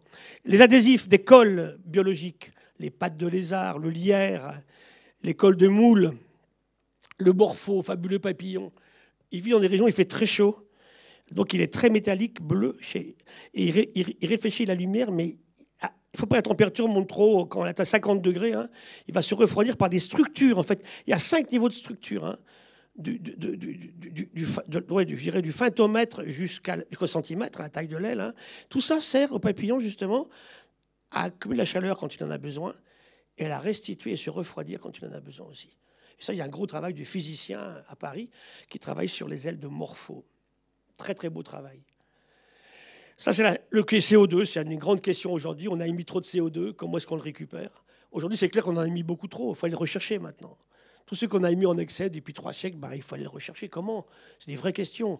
Et ceux qui savent faire ça, c'est le plancton marin, bien sûr. Là, on fait du verre. Sans sable, sans température élevée, sans pression élevée, des petites algues qui font du verre en Méditerranée. Un verre beaucoup plus léger que le nôtre, entièrement transparent, incassable, auto-nettoyant et compostable. Allez voir les déchets des chantiers aujourd'hui. Vous avez du béton, de la brique, du verre et du plastique. Le vivant n'a jamais inventé ces trucs-là, en fait, pas du tout. Ça, les travaux du Collège de France, ça aussi. Alors après, bon, plein d'exemples. Chimie des matériaux, la non-mouillabilité, vous vous rappelez le prix Nobel de Pierre-Gilles Deugène. Le fil d'araignée, on travaille beaucoup là-dessus, c'est absolument extraordinaire, le fil d'araignée. Bon, je ne vous ai pas de mon petit coléoptère, là c'est tous les systèmes de panneaux solaires en désert. Le vivant ne se mouille pas. Claude Grison a eu le Grand Prix européen de recherche par sa recherche de plantes qui dépolluent les sols, qui enlèvent les métaux lourds très toxiques dans les sols. Voilà mon bâtiment à Harare, au Zimbabwe, entièrement bio-inspiré de termitières. Cette termite, elle vit dans des coins, il fait 50 degrés dans la journée et 0 pendant la nuit. Dans la termitière, il y a 30 degrés en permanence toute l'année. Uniquement par un système de circulation d'air qu'elles ont inventé il y a quelques centaines de milliers d'années. Et donc, cet architecte s'en est inspiré et il a fait des bâtiments à Harare qu'on ne chauffe pas, qu'on ne refroidit pas et qui sont tout le temps à la même température à l'intérieur, quel que soit qu'il y ait 0 à l'extérieur ou 50 à l'extérieur. Donc, on travaille beaucoup à l'océan, nous aussi, vous savez, ça nous intéresse beaucoup. Donc là, on a un labo spécial qu'on monte en ce moment à Anglet, en Pays Basque. On monte un laboratoire de recherche sur la bioinspiration uniquement à partir de modèles marins. Donc on travaille sur respirer, se nourrir, se déplacer, s'ancrer, ne pas adhérer, communiquer, se protéger. Tout ça à partir de modèles marins. Quelques exemples ici. On fait des pales d'éoliennes qui sont inspirées de nageoires de baleines à bosse, des crèmes solaires géniales. Regardez quand vous allez vous baigner, vous êtes en mer, les ultraviolets sont extrêmement dangereux. C'est ça qui crée les cancers de la peau. Donc les coups de soleil que vous prenez sont très dangereux. Donc on se dit, mais comment... Or, ils sont absorbés sur le 3 premiers centimètres. Mais il y a des bactéries entre la surface et 3 centimètres. Comment elles font pour vivre? Il n'y a que 2 solutions. Ou bien elles ne sont pas sensibles aux ultraviolets, parce que les ultraviolets déplacent les bases d'ADN, c'est ça qui crée des cancers, bien sûr. Ou bien elles réparent en permanence. Et on s'est rendu compte que c'est ça qui marche. En fait, au fur et à mesure où leur ADN est dégradé par la lumière solaire, elles ont des réparases, des enzymes qui réparent l'ADN. Fabuleux produit pour faire des crèmes solaires, évidemment, vous imaginez bien. On travaille beaucoup avec Pierre Fabre, Dermocosmétiques sur ces questions-là. Crème solaire, pas toxique pour l'environnement. Là, c'est des doubles problèmes, parce que les Jeux Olympiques, on l'a vu à Tahiti, maintenant, comme la couche d'ozone s'est beaucoup affaiblie, la température augmente, vous prenez beaucoup plus de coups de soleil, donc plus de cancer de la peau. Donc si vous avez effectivement des crèmes solaires, il faut les mettre, on est obligé de les mettre. Mais si on les met et qu'elles abîment le corail, ça ne va plus. Donc vous voyez pourquoi il faut travailler à tous les niveaux pour faire des crèmes solaires qui ne sont pas effectivement dégradantes pour l'environnement. Ça, ce sont des écailles de requins qui sont jamais infestées par les bactéries. La coquille d'ormeau, ce ver marin donne un sang artificiel qui nous permet de transporter des organes humains.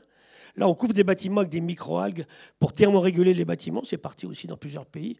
Et ça, c'est un cône qui fait le plus puissant venin de la planète. À petite dose, c'est un puissant analgésique. Donc, vous voyez, dans le vivant, tous les venins sont extrêmement intéressants. On tire des venins, des molécules de très grand intérêt pharmacologique, bien sûr. Voilà, donc pour terminer, il faut explorer, innover, déployer. Ça, on le fait avec des entreprises, tout ça. Un travail qui est fait, moi, j'étais chez RTE la semaine dernière, par exemple. RTE, c'est simple. On fait des parcs d'éoliennes en mer. Il faut les raccorder au réseau. Il faut du béton, de l'acier, de l'aluminium et du cuivre. Est-ce qu'on les a? Comment on fait le vivant? Donc là-dessus, on a beaucoup de travaux de bioinspiration sur ces questions particulières-là. Bon, là, je passe rapidement. Donc, là, on s'inspire de Nidgep, les tardigrades fabuleux. Mon ami à Roscoff travaille sur les sons artificiels. Les yeux sont beaucoup travaillés aussi. Ça, c'est pour les GPS, ça c'est génial. On travaille sur des phéromones de pistes de fourmis. Et on s'est rendu compte que ces fourmis, en fait, elles circulent, elles trouvent toujours très vite le chemin le plus court pour aller quelque part. Et dès qu'une a trouvé le chemin, toutes les autres la copient, en fait. Elles laissent des traces chimiques. Et on s'en est inspiré pour faire nos GPS. Donc, Biomix a été un système qui a été mis en place avec l'État. Donc, on a eu 3 millions d'euros pour faire ça il y a quelques années, avec une série d'ingénieurs. C'est aller chercher, quand un industriel pose une question, un problème, la meilleure source d'inspiration qu'on pourrait trouver, en fait, pour répondre aux questions. Donc, méthode, données, expérimenter, maturer et mettre sur le marché. Voilà tous les livres que vous pouvez trouver ce soir en rentrant chez vous. C'est gratuit. Tout le monde peut les récupérer. Vous faites aussi de CEBIOS. Donc là, ici, c'est le vivant, les énergies, les matériaux, le marin, tout ça. Donc la santé, on le travaille en permanence. Et surtout, allez ce soir sur un site qui s'appelle Nature égale Futur. On a fait 60 films, que je trouve géniaux, gratuits pour tout le monde. Et chaque fois, on vous montre un cas biomimétique qui a fonctionné et qui passe sur le marché. Nature égale futur, sur le site du CEBIOS. Alors, qu'est-ce qui nous bloque encore aujourd'hui? Je vais terminer là-dessus. Bon, l'enjeu industriel, on peut effectivement le mettre en évidence avec l'industriel. Donc, il faut une étude d'opportunité. Hein. Qu'est-ce qu'on va faire avec ça? On va explorer et analyser le vivant qui pourrait servir. On va faire la conception et le design. Et après, le prototypage. Et aujourd'hui, où ça freine, c'est qu'il n'y a pas assez de bases de données dans la littérature aujourd'hui. Hein. C'est peu parlant les données biologiques pour un industriel. Hein. Ils sont très bons en polytechnique, mais ils ne sont pas bons en biologie, les industriels. Donc là, il faut vraiment qu'on travaille vraiment là-dessus avec eux. Il faut un biologiste, un écologue, un ingénieur, un polytechnicien, ou un central. On travaille beaucoup par exemple, avec Centrale, et puis aussi, bien sûr, Centrale Supélec. On travaille beaucoup avec l'ENSTA, hein, l'Institut de recherche sur les techniques avancées. Pas armement, hein, l'armement, je ne veux pas. Donc nous, on ne travaille pas sur l'armement. On tourne toujours autour des mêmes exemples du vivant. Donc ça, c'est vrai qu'il faut qu'on en sorte. Hein. Et aujourd'hui, les sources de données sont pour l'instant assez disparates. Donc il faut qu'on travaille sur l'archivage de tout ça. C'est extrêmement important. Donc processus classique d'innovation, besoin d'accompagnement aujourd'hui, c'est important. Donc on met des ingénieurs et des jeunes à faire des thèses sur ces questions-là aujourd'hui à l'heure actuelle. Voilà. Pour conclure, qu'est-ce que le vivant fait qu'on ne fait pas? Le vivant innove depuis la nuit des temps. Pour tout le monde, y compris pour les gilets jaunes. Ce que nous, on ne fait pas toujours. Le vivant fait tout avec une énorme économie d'énergie. Rappelez-vous ma libellule tout à l'heure. Le vivant ne produit jamais une substance qui va l'empoisonner. Il fait des poisons ultra violents. Quand un crotale vous mord, vous êtes mal barré, ça c'est clair. Hein. Mais le vivant sait dégrader le venin. Nous, on a fait 7000 molécules là, sur nos champs partout, que ni l'humain ni la nature ne savent dégrader. Le chlordécone à la Martinique, un cycle de carbone avec 6 atomes de chlore, jamais le vivant pourra dégrader ça. Il devrait être tantôt le chimiste qui a inventé ça. Hein. Là, on a pollué pour 2 siècles les sols de Martinique et de Guadeloupe pour gagner 5 centimes sur le prix du kilo de banane. C'est là qu'il faut que nous, citoyens, on se révolte. Hein. Pas possible d'accepter ça, quoi. Il y a vraiment une question essentielle. Hein. Vous avez les PFAS en ce moment, on est en plein dedans jusqu'au cou. Hein. Là, je vous prends tous des cheveux à tous. Il y en a, allez, 9,5 sur 10 qui sont contaminés. Donc c'est là, effectivement, qu'il faut qu'on réagisse. Comment on fait? Les cancers à 32 ans, cancer du sein chez mes étudiantes, ça n'existait pas. Hein. Les Alzheimer maintenant, et les autismes qu'on a eu avec le Covid, et puis les problèmes qu'on a sur des cancers de la prostate, cancer du pancréas en explosion complète en ce moment. On me dit c'est pas dangereux, mais vous rigolez, quoi. Ça tue le vivant dans le sol, donc forcément que c'est dangereux, bien sûr. Le vivant travaille toujours dans des conditions simples. Et le vivant a toujours un acheteur gratuit pour vos déchets. Faites un gros caca ici, les scarabées vont venir, on bouffer votre gros caca, et puis tout sera dégradé, et tout sera bien, et le caca ne sera plus là le lendemain, il sera parti. Hein. Quand on a importé les ruminants en Australie, vous vous rappelez, il n'y a pas de scarabées.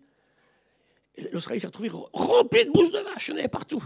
Donc on a dû ramener les scarabées européens qui ont dégradé les bousses de vache des bovins européens élevés en Australie. Hein. C'est ça l'écologie. Hein.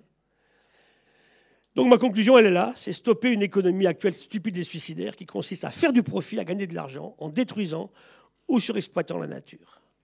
Donc OANL, c'est ça, c'est santé de l'humain, santé des animaux, santé des écosystèmes. Travailler là-dessus et démontrer aujourd'hui, moi je travaille beaucoup là-dessus, ce sera une autre conférence pour une autre fois, Marie-Annick, hein, sur une seule santé. Ma conférence s'appelle « Un océan, une planète, une santé ». Alors, je montre toutes les maladies qui arrivent chez nous. Hein. On a 300 maladies nouvelles en France à Poitiers depuis 1940 qui n'existaient pas, hein, qui sont créées. Ça parce que le climat change, ça parce que l'humain, effectivement, a déplacé des espèces et puis a trop joué sur les écosystèmes. Donc, voilà, fabuleuse source d'innovation. Ce n'est pas une science, hein, le biomimétisme, ni une discipline. Hein. C'est un état d'esprit, une approche, même une philosophie. On groupe de sciences. Hein. Il faut des efforts de recherche fondamentale, libre. C'est la recherche publique qui fait la science fondamentale, bien souvent. Hein. Une science appliquée par les ingénieurs, bien sûr, hein, dans les industries et de l'entreprise. Et ça, pour vous montrer qu'il y a du boulot, c'est les courbes de janvier, il y a un mois, sur les émissions de CO2 de 2024. Hein. Ben, on n'a jamais autant. Alors nous, on baisse. Hein. On baisse en Europe. Même les Américains baissent un petit peu, mais ça explose. Ça continue à monter en Inde et ça explose, bien sûr, en Chine. Hein. Donc, vous voyez que là, on va aller vers le plus 2, plus 3, plus 4 degrés. Comment est-ce qu'on va gérer ça? C'est une vraie question essentielle, bien sûr.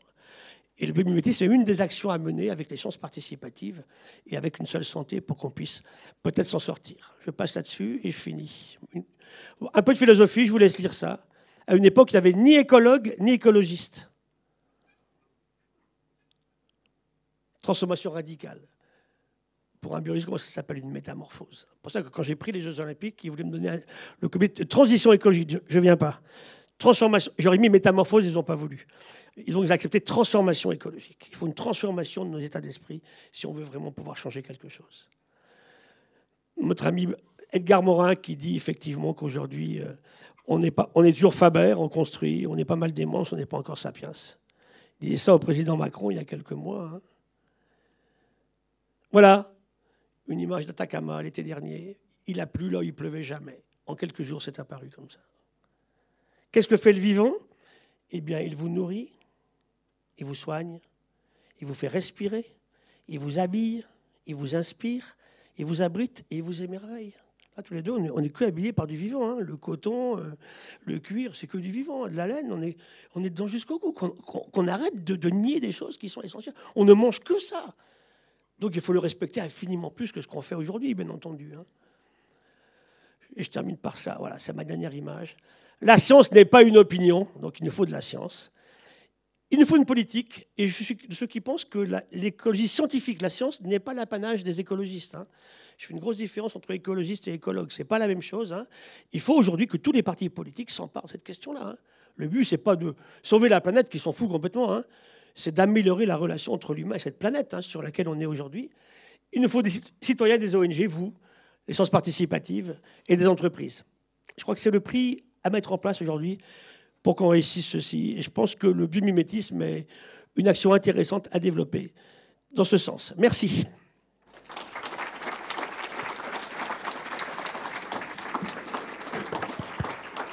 Merci beaucoup, Monsieur Gilles.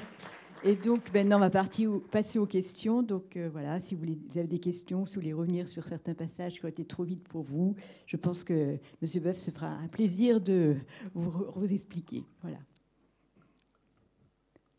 Merci pour cette première question. Je vais aller jusqu'à vous. Merci d'abord pour votre présentation qui était très intéressante et très inspirante, je crois. Je voulais savoir si vous étiez amené à travailler d'un point de vue international ou si vous étiez uniquement cantonné à la France, si on peut dire. Voilà, si vous avez des partenariats à l'international. Tu imagines bien, on est totalement internationaux, hein, bien sûr. Hein, puisque la science, elle se fait forcément au niveau international. La France a pris du retard parce qu'en 2011, bon, il y avait des laboratoires qui en faisaient en France. C'est un peu comme M. Jourdain et sa prose, hein, mais ils ne savaient pas qu'ils en faisaient. Il y avait des très bons labos, par exemple sur la vitesse d'attaque d'une guêpe, ici, pas loin d'ici, à Orléans ou à Tours. Pourquoi la guêpe attaque si vite? C'est assez incroyable, parce qu'une araignée attaque à la même vitesse. Parce que le vivant n'invente pas des trucs qui ne servent à rien. Hein. Je prends le cas d'une musaraigne, par exemple. C'est le plus petit mammifère du monde, tu vois. Il fait 1 gramme, il tient dans une cuillère à café. Rythme cardiaque, 1400 battements à la minute. Pourquoi le vivant a-t-il inventé ça, tu vois? Donc, c'est forcément international, bien sûr. Hein. Alors après, bien sûr, les entreprises peuvent prendre des brevets sur des aspects particuliers, quoi. Mais c'est vrai qu'on fait extrêmement attention, par cette technique nouvelle, de ne pas produire de produits dangereux, toxiques, tu vois, comme les pesticides, de ne pas non plus gaspiller l'énergie, et puis de respecter un système vivant au maximum. Comme on a fait les Jeux Olympiques, d'ailleurs, on a fait vraiment attention à ça. Ça veut dire qu'il faut de l'éco-conception, tu vois. Mais c'est forcément international, bien sûr, oui. Toutes les informations que vous arrivez à produire? Alors, si tu veux, c'est une bonne question. On fait 2 choses. Comme tout scientifique, nous, on doit publier. Moi, je suis payé par l'État français quand je fais des publications. Et ça, c'est forcément dans le domaine public. Un scientifique qui trouve des choses et qui n'écrit pas, il ne sert à rien. Il a rien laissé du tout, donc c'est perdu. Hein. Quelqu'un fera la même manip 10 ans ou 20 ans après. Donc, il faut qu'on publie. Donc ça, c'est le droit du chercheur de base. Après, quand tu commences à toucher aux aspects technologiques d'ingénierie, là, tu peux effectivement décider de ne pas publier. Et là, c'est des boîtes qui peuvent prendre effectivement des brevets ou des licences. Ça, c'est possible, hein, bien sûr. Hein. Donc, tu vois, c'est vraiment une discussion au préalable entre les partenaires pour voir comment on va l'utiliser. Je prends le cas, par exemple, des winglets d'avion. Tu as vu, maintenant, les avions modernes, on remonte le bout des ailes. Ça a été inventé par un ingénieur de chez Boeing il y a 25 ans maintenant. Il avait vu que les grands oiseaux dans les grands canyons américains, quand ils volaient très vite, relevaient les rémiges, hein, le bout des ailes. Et il ne savait pas comment ça se passait. Il a besoin sur un avion, on gagne entre 4 et 5% de carburant. Donc c'est génial, c'est plus écologique, on gaspille moins, on pollue moins, c'est intéressant. Donc au départ, bon, eux, ils ont mis ça au point, puis après, bon, il a été copié un petit peu par tous. Hein. Là, par exemple, m'intéresse beaucoup, moi aussi, au béton sur du sol. Tu fais un bâtiment, Et là, tu vois qu'on travaille avec Bouygues, on travaille avec Eiffage, on travaille avec ICAD.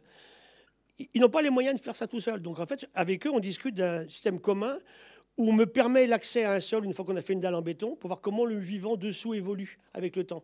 Et ça, on le fait de façon groupée. Donc on tire un enseignement que chaque boîte va prendre ensuite pour elle et va utiliser comme elle voudra, si tu veux. Donc c'est une question de discussion au niveau des entreprises. Mais c'est vrai que sans l'entreprise, on ne réussirait pas. Par exemple, il y a des boîtes avec lesquelles je travaille beaucoup maintenant, ce sont les assurances. Parce que là, dites-vous bien qu'une bonne partie de ce qui se passe aujourd'hui, ça sera inassurable demain. Hein. Si demain, il y a les mêmes inondations dans le pays de Redon, c'est terminé, il n'y aura pas d'assureur. Hein. Aux Jeux Olympiques de LA, il n'y aura pas d'assureur non plus. Hein. Ça veut dire que là, il faut vraiment qu'on se prenne tous par la main. Je travaille beaucoup avec la Maïf, avec AXA, par exemple. AXA Climate, ils ont de très bons chercheurs sur le climat. Hein. Comment je calcule mes primes d'assurance pour après-demain avec un climat qui va dérailler comme ça, tu vois. Et donc, il faut convaincre le monde de l'entreprise que demain, si on ne s'occupe pas de ça, bah, le business ne sera plus possible. Hein. Avec un monde à +4, avec plus de vivants, il n'y aura plus de business, parce que l'humain, il aura trop déraillé. Donc c'est pour ça que tout ça, c'est un mélange subtil, tu vois, de système privé et public. Mais la recherche fondamentale, elle est surtout faite au niveau public. Ça, c'est... Et donc ça, on publie, bien sûr. Hein. Merci. Je reviens devant. Ah, merci. Je venir jusqu'à vous. Attendez 2 petites secondes. Au jour d'aujourd'hui, sol vivant, agriculture, coordination rurale, qu'est-ce qu'on fait? Je suis assez désespéré parce que je vois qu'ils ont... Chez nous, en Nouvelle-Aquitaine, hein, ils ont gagné quelques chambres. En plus, c'est un mouvement qui est extrêmement misogyne. Il faut le dire, il ne faut pas avoir peur de le dire. Hein, qui est complètement drivé par le Rassemblement national, hein, ça c'est clair. Ils sont rentrés de force dans le conseil régional de Nouvelle-Aquitaine à Bordeaux il y a quelque temps, applaudis par les gens du Rassemblement national. Je ne comprends pas comment on fait croire à ces gens-là qui seront même pas plus riches mais moins pauvres en détruisant leur sol. Et je les ai pris à partie, je leur ai dit mais venez avec moi à l'hôpital, je vais vous emmener. Hein, je vais vous montrer aujourd'hui ce qu'est les désastres qu'on mesure chez le monde agricole. Et puis les gens, le public aussi, les cancers chez des jeunes femmes de 30 ans, ça n'existait pas. Les cancers du sein chez des hommes maintenant. Les cancers de la prostate ont explosé en Martinique, multipliés par 18. Donc c'est là qu'il faut que nous, citoyens, il n'y a que nous qui pouvons réagir maintenant. Il faut qu'on fasse pression sur les pouvoirs publics. Alors on me dit maintenant, vous avez vu le Sénat, ces jours-ci, ils sont en train de légiférer pour le retour de molécules dangereuses. Ben, vous savez la seule solution qu'on a? Notre carte de crédit, on n'achète plus leurs produits. C'est la seule solution. Et j'étais récemment avec la maire de Strasbourg qui m'avait invité, parce que l'autre jour, ils me disent, oui, professeur, je reconnais, il me dit, le type de la 47, hein, nous c'est dans le Lot-et-Garonne, là, il me dit, oui, mes produits tuent vos vers de terre et vos abeilles. J'adore, hein, comme si c'était à moi. Il n'y aura pas d'agriculture sans vers de terre et sans abeilles, de toute façon. Mais je dis, oui, mais ça abîme le cerveau intra-utéro d'un gamin pendant la grossesse de sa maman. Quand est-ce qu'on va le hurler partout? On a plein de papiers. Ils sont allés murer l'INRA qui a démontré depuis 8 ans maintenant qu'on peut très bien faire de la betterave sans aucun pesticide. Du blé, c'est pareil. Qu'est-ce qu'on attend? Il y a un cynisme ambiant avec également, je dirais, une irresponsabilité de groupes internationaux quoi, hein, qui mettent ces produits sur le marché. Quoi. Les coopératives en Bretagne, moi j'ai beaucoup aimé ça, j'ai bien connu ça. C'est vraiment social. Hein. Moi quand j'avais 20 ans, oui. Après, dès le moment où ils ont commencé à vendre des pesticides, ça a tout changé. Quoi. Et là, il y a eu le remembrement qui a fait beaucoup de mal hein, quand on parle des sols. Et puis après, il y a eu ces questions effectivement de produits divulgués partout. Et là, aujourd'hui, moi, je vois le temps qu'il faut pour dépolluer. Quoi, hein. Mes copains en bio, l'autre jour, je vais prendre une anecdote. Il y a un type qui vient me voir, il est maraîcher en classique. Hein. Il sort de sa serre, habillé en cosmonaute. Il me dit, Gilles, oh, je t'offre quelques légumes. Tes légumes, qu'est-ce que tu peux en faire, tes légumes? Je vais être poli. Hein. Tu peux te les... Oh, attendez... Donc c'est pas possible de continuer. Non, vous avez entièrement raison. C'est à nous d'arrêter d'acheter ces produits. Hein. Et je reviens à la maire de Strasbourg qui a fait une très belle chose, ce qu'on appelle les ordonnances vertes. C'est que dès qu'une femme déclare une grossesse, maintenant, elle reçoit de l'argent de la mairie pour avoir 9 mois de nourriture en bio. Deuxième question. Pour réparer ces dégâts, en particulier vis-à-vis de l'augmentation du CO2, on n'avance pas très vite sur la photosynthèse artificielle. Non, pas beaucoup. Pas beaucoup. Est-ce qu'il y a, depuis le temps, ça fait déjà un bout de temps qu'on travaille là-dessus. Oui, une bonne quarantaine d'années. Ça fonctionne, mais à une vitesse insuffisante. Les rendements sont très très bas. Les rendements sont très faibles. Donc, les travaux du Collège de France, c'est très bas. Est-ce qu'il y a une action particulière à mener? Parce que là aussi, il y a beaucoup d'agitation dans ce domaine. On en parle beaucoup, mais on parle beaucoup du transport du CO2 et du stockage du CO2, de l'enfouissement du CO2. Oui. Mais du fond du problème, la photosynthèse, on en parle. Moi, je verrais beaucoup plus aussi l'usage des micro-organismes pour stocker le CO2, comme le plancton. C'est-à-dire qu'effectivement, recouvrir des bâtiments avec des cultures de micro-algues. Parce qu'aujourd'hui, je prends le cas de l'IFP. Pensez à un institut qui s'appelle Institut français du pétrole. La cata, puisque quand le pétrole maintenant est non grata partout, sauf chez M. Trump. Hein. Vous savez, la semaine dernière, drill, baby, drill. Hein. Voilà, c'est ça qu'il a dit, M. Trump. Hein. Creuse partout. Achète pas, pique le Groenland et pique le canal de Panama. Donc ça veut dire qu'il va avoir des problèmes de toute façon, parce que même les grandes compagnies américaines de pétrole avaient dit, attendez, il ne fallait pas se retirer de l'accord de Paris. C'est des vraies questions intéressantes. Donc pour revenir à votre question, je pense qu'il faut qu'on mette le paquet là-dessus. Et que la seule solution, moi je vois là-dessus, c'est d'arrêter d'acheter ces produits. Quoi, hein. Vous savez, votre meilleure carte de vote, c'est votre carte de crédit. Hein. Et pour ça, il faut qu'on accepte de payer les produits agricoles. Là, moi, je suis du côté paysan, très clairement, quand je vois des gens qui travaillent 50 heures, 70 heures par semaine et qui ne gagnent pas 1 000 euros par mois. C'est indécent en France. Pas tous comme ça, hein. Pas tous. Ceux qui râlent, ce n'est pas forcément les plus pauvres. Hein. Mais c'est là que c'est... Donc, payons ce qu'on bouffe. Il y a 50 ans, la moitié de ce qu'on gagnait allait dans la bouffe. Aujourd'hui, je crois que c'est 14%. Parce qu'on met notre pognon ailleurs. Bon, le premier loyer, déjà, c'est une question. Donc, comment on fait de nouveaux bâtiments? Les questions aussi de tout ce qui en dépend d'Internet et ces questions-là. Et comment on élève nos enfants? Je travaille beaucoup avec Thierry Marx, qui est un grand ami. Et Thierry, vous ne mangerez jamais une tomate dans un restaurant Thierry Marx entre novembre et mai. C'est pas la saison des tomates. D'abord, elle n'a pas de goût, elle est dégueulasse, votre tomate. Elle n'a pas les mêmes principes biochimiques, elle ne vous fait pas du tout les mêmes actions bénéfiques qu'en mangeant une bonne tomate bien mûre, ridée du mois d'août. Hein. Donc là, il y a une grosse question d'éducation aussi. Hein. L'autre jour, j'ai baladé à Paris, le type, il vendait des cerises du Chili, voilà, 62 € le kilo. Bouffez pas de cerises du Chili, bouffez des cerises quand t'es... Alors, je reviens aux cerises françaises, là, ça me pose aussi un problème, parce que comme ils ont eu beaucoup de mildiou ces années écoulées, il a fait chaud au printemps et beaucoup d'humidité, ils ont fait 6 traitements. Alors, je dis aux copains, mais tu les manges? Non. Mais il les vend. Ah, vous voyez, c'est ça, hein, sur laquelle il faut qu'on se batte tous, quoi. Mais payer les paysans correctement. Et vous verrez que si on les paye correctement, ils arrêteront les pesticides. Là, c'est parce qu'on est parti sur un système très pernicieux, très pervers, en fait. On leur a dit, produisez plus, le moins cher possible. Mais encore aujourd'hui. Mais bien sûr, on voit ce que fait le Sénat aujourd'hui. Vous avez raison, hein.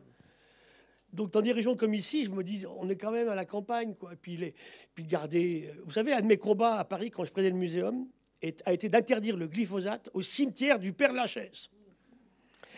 La fille émettait la même quantité de produits que le type à l'hectare, quoi. Sur la tombe du grand-père. J'ai dit, attendez, j'ai laissé les mauvaises herbes qui vont gratouiller l'abdomen du grand-père, il va être ravi, vous allez voir un peu. Donc, c'est là-dedans, en fait, tout ça qu'il faut que ça passe, mais vous avez raison, hein. Oui, bonsoir. Merci pour cette conférence. Moi, j'ai envie d'aborder la cinétique, parce qu'en fait, il y a un tas de choses qui sont lancées. Enfin, le CO2, il ne fait qu'augmenter. Même si on arrêtait tout maintenant, on sait très bien qu'on... Donc, c'est la question d'adaptation. On parlait des pesticides. Je suis chimiste organicien, oui, et naturaliste aussi. On sait ce qui s'est transformé au niveau des produits. On a bloqué des positions métaboliques. Donc les produits d'il y a 30 ans, on les trouve dans... Même ceux qui ont été interdits il y a 30 ans, on les trouve dans les eaux superficielles. Mais ceux de maintenant, on les retrouvera dans 150 ans. Bien sûr. Alors ça, c'est lancé et c'est pas arrêté. Donc, l'adaptation avec le biomimétisme, quelles sont les voies aussi? Encore une fois, ça va être la dépollution par des organismes vivants, hein. Des bactéries. Il y a eu des pétrovorances qu'on avait trouvées à un moment-là qui avaient à dégrader les hydrocarbures largués en mer. On ne connaît pas tout, donc ça veut dire que les modèles sont super intéressants. Mais là, les meilleurs travaux qu'on ait eus, nous, là-dessus, c'est les plantes phytorémédiatrices, hein. Vous allez en Calédonie. Vous roulez sur 50 km, tout est orange, c'est une latérite, il n'y a rien, il n'y a pas un truc. Et tout d'un coup, il y a un petit machin vert, moche comme tout, mais génial, en fait. 13% de nickel dans la sève. Donc tout est mort, sauf ça. Et donc, c'est le travaux de Claude Grison qui a eu un prix européen à Montpellier. Et donc, elle a mis au point toute une série d'espèces, hein, soit de micro-organismes, soit de plantes supérieures, hein, qui retirent qui le nickel, qui le plomb, qui le zinc. C'est la lixiviation aussi. Maintenant, au Chili, dans les mines de cuivre, on tire plus de cuivre des terrils de l'exploitation d'il y a 2 siècles que dans la mine elle-même, puisqu'on est passé, tu vois, en chimiste, on est passé des oxydes en surface, on est dans les sulfures en profondeur, hein, puisqu'il y a Donc, il y a tout un champ de recherche absolument à mener là-dessus. Mais c'est vrai que comment on va dépolluer les sols, c'est une vraie question. Aujourd'hui, on estime que pour quelqu'un qui a fait du classique, je dis pas traditionnel, parce que la tradition, c'est pas de foutre des pesticides partout, hein, mais de l'agriculture contemporaine, comme on a fait là, à du bio, ça prend quand même entre 3 et 5 ans pour bien dépolluer un sol, si tu veux, selon ce que tu as mis. Je prends un exemple tout bête, hein, mais que mes copains n'aiment pas, je le dise, mes copains qui font du bio à Bordeaux, mais on a aujourd'hui des coins à Bordeaux, tu as 1 tonne de cuivre à l'hectare. Hein. Je ne suis pas sûr que ce soit moins dangereux que le glyphosate, tu vois. Les vignes sont devenues les mines. Pas complètement. Justement, vous voulez du cuivre, il n'y en a plus maintenant, parce qu'il n'y a plus de cuivre. Allez dans le sol bordelais, vous avez 1 tonne de cuivre à l'hectare, autant que dans les mines du Chili. Non, mais c'est vrai, c'est intéressant. J'aurais dit ça aussi. Alors, ça ne me rappelle pas tout le temps, mais c'est vrai que... Mais j'ai des collègues, moi, qui sont en Saint-Émilion, qui n'ont jamais mis 1 gramme de produits chimiques. Hein. Et ça marche bien, hein. Ça marche bien. Hein. Je vais me permettre une deuxième question. Oui, bien sûr. Tout à l'heure, vous avez rappelé le nombre de molécules d'origine naturelle qui sont utilisées comme médicaments. Et c'est vrai que quand on prend le Vidal, je pense que c'est 60-70%. Ouais, et puis éventuellement un peu transformé par le chimiste. C'est juste. Voilà. Mais quand on regarde la recherche seulement en France, qui travaille là-dessus? Ah oui, bien sûr. Il n'y a plus personne. Très bonne question. Les derniers groupes comme Fabre ont arrêté la recherche. Le Taxol, tu vois. Le Taxol, Pierre Potier, Pierre voilà, Potier, la Navelbine. Ouais. Là, ce matin, j'ai appris qu'Inventiva fermait. Bon, c'est anciennement Fournier. Donc voilà. Hoffmann-La Roche, tu vois, Sanofi. Hein. Non, c'est vrai. Aujourd'hui, le paracétamol a été inventé chez nous. Rappelez-vous le gel hydroalcoolique au moment du Covid. Hein. On sait le faire, hein. On n'a pas les flacons pour les mettre. Alors les Chinois, ils nous refilent le virus et après, ils nous vendent des flacons. Et les masques, ils sont quand même pas mauvais en travaux comme ça. Hein. Non, mais c'est vrai, je suis tout à fait d'accord avec toi. C'est tellement évident. Il y a un gros problème. Hein. Et la chimie verte, comme on dit, en fait, elle n'est pas suffisamment développée. Là, le collègue qui s'appelle Robert Barouki, c'est le médecin de l'INSERM qui est en charge pour tout l'INSERM, justement, de l'impact des produits chimiques sur la santé. Il désespère aussi parce qu'on a des molécules nouvelles en permanence. Qu'est-ce qu'a dit le Sénat aujourd'hui? Ben écoutez, si on n'a pas un produit alternatif, on ramène l'ancien. On n'a pas fait les études qu'il fallait en AMM. Parce que vous savez, ces produits, ce que les chimistes savent bien, c'est que là, on met une molécule au point, on la trouve, mais elle se dégrade en permanence. Et souvent, le 3e ou 4e produit de dégradation peut des fois être plus toxique que le premier. Puis qui connaît l'effet synergique entre le 323e et le 750e? Personne.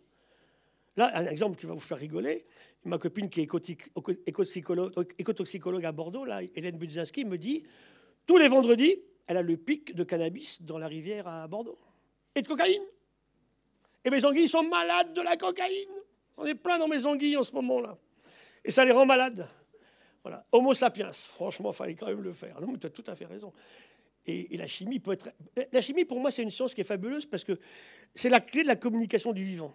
La communication, c'est la chimie dans le vivant, mais oublions la chimie du pétrole et puis la chimie des pesticides, quoi. Il y a une chimie merveilleuse à développer qui est la chimie du vivant qu'on évoque là, hein, qui sera la solution, parce que je pense qu'on arrivera à dépolluer comme ça. Mais il y a des produits qu'on a mis dans le sol. Les perturbateurs endocriniens, moi je suis endocrinologue, c'est mon métier de base, hein, c'est une vraie catastrophe. Hein. On oublie que ça marche à des fifrelins de concentration, quoi. Presque rien, votre glande thyroïde... Bien sûr, tout à fait, bien sûr. D'activation, tout à fait, bien sûr. Et de transposome, oui. Bonsoir, Monsieur Boeuf. Merci pour votre conférence qui est très explicite et puis très abordable pour différents niveaux de culture ou de connaissances. Moi, je reviens sur une de vos premières remarques. Oh oui. C'était par rapport à l'éducation nationale. Donc, oui. Moi, à titre personnel, je viens du milieu médical et j'ai fait le choix de me réorienter professionnellement et de rentrer dans l'éducation nationale en tant qu'enseignante, professeure en biotechnologie, santé et environnement. Bravo, très bien. Et j'interviens auprès d'élèves à besoins éducatifs particuliers. Donc, c'est des élèves qui sont plutôt en difficulté scolaire et difficultés sociales. Et en fait, depuis tout à l'heure, je vous entends parler de scientifiques, d'entreprises, enfin de renommée internationale. Quid des jeunes citoyens? Donc, bien évidemment, je suis consciente que ces entreprises-là ont une capacité d'écoute, parce que ce que vous êtes capable de dire les intéresse, parce qu'elles peuvent en tirer profit d'un point de vue économique. Mais quid des jeunes? Parce qu'effectivement, tout à l'heure encore, vous avez parlé d'une personne qui réagissait face à Thomas Pesquet, qui lui disait « la Terre est plate ». Malheureusement, mes élèves à moi, et beaucoup d'élèves, ne vont pas s'inspirer des grandes entreprises ou des grands scientifiques. Ils vont avoir tendance à écouter l'influenceur qui sera accessible TikTok, sur TikTok ou Instagram. Ouais. Et donc moi, le regret que j'ai, c'est que j'interviens aussi en tant que formatrice en santé et environnement dans l'Académie de Poitiers, qui est précurseur sur la région Nouvelle-Aquitaine. Et en fait, on n'a pas de formation... mes collègues ne reçoivent pas de formation dans le cadre de la formation continuée, hormis ceux qui émettent le souhait, mais qui, d'ores et déjà, sont déjà sensibilisés à la question. Bien sûr. Et je trouve ça encore plus dommage qu'il n'y ait pas de lien entre nos deux ministères, qui sont quand même... très proches, le ministère de la Recherche et le ministère de l'Éducation nationale. Donc, est-ce qu'il existe des choses que je ne connais pas, peut-être des dispositifs qui n'existent pas? Donc ça, d'une part. Et la deuxième question concerne le One Health. Je voulais savoir où en était la coopération internationale par rapport à cette notion-là. D'accord. Merci. Alors, grandes entreprises, je ne suis pas un défenseur farouche des grandes entreprises. Hein. Simplement, je travaille avec eux parce que je vais plus vite. Je vais prendre un cas. Je dînais chez Cheval Blanc. Donc c'est LVMH, il y a 15 jours. Bon, et bien ça y est, on les a convaincus, il n'y a plus un gramme de pesticides, ils me remettent 18 000 arbres par an sur les parcelles de la vigne, et ils me replantent des haies. Alors, je peux faire ça avec le petit vigneron d'à côté aussi, mais j'irai beaucoup moins vite. On a passé 200 hectares de ruinards en bio il y a quelques semaines. Là. Donc encore une fois, je ne suis pas un défenseur du tout de la grande entreprise, hein, mais je pense que je travaille aussi avec eux parce qu'on va plus vite. Et si eux réussissent, il y aura un effet un peu de boule de neige. Donc ça, c'est un premier aspect des choses. L'aspect, et puis sur l'éducation nationale, je suis entièrement avec vous. Si vous me connaissez un petit peu, je me suis battu, j'ai publié, je suis passé à France Inter, à France Info, pour défendre l'enseignement des sciences de la vie et de la Terre au lycée. Vous savez, je suis perfide aussi avec les ingénieurs. Hein. J'étais à Polytechnique il y a quelque temps, j'en avais 200 devant moi. C'est la crème, normalement, de l'ingénierie. Et je leur dis, qui a fait de la biologie depuis moins de 5 ans? Pas un seul. Pas un. On arrête les sciences de la vie en seconde. En terminale, c'est maths, physique ou lettres. Attendez, c'est pas comment on forme des médecins, des agronomes, des vétérinaires en ces conditions-là. Donc vous avez entièrement raison. Donc les jeunes, alors moi je fais des conférences aussi en lycée. Hein. Je vais en collège, je vais en lycée. Je fais même en école maternelle. Et j'ai des questions géniales des petits.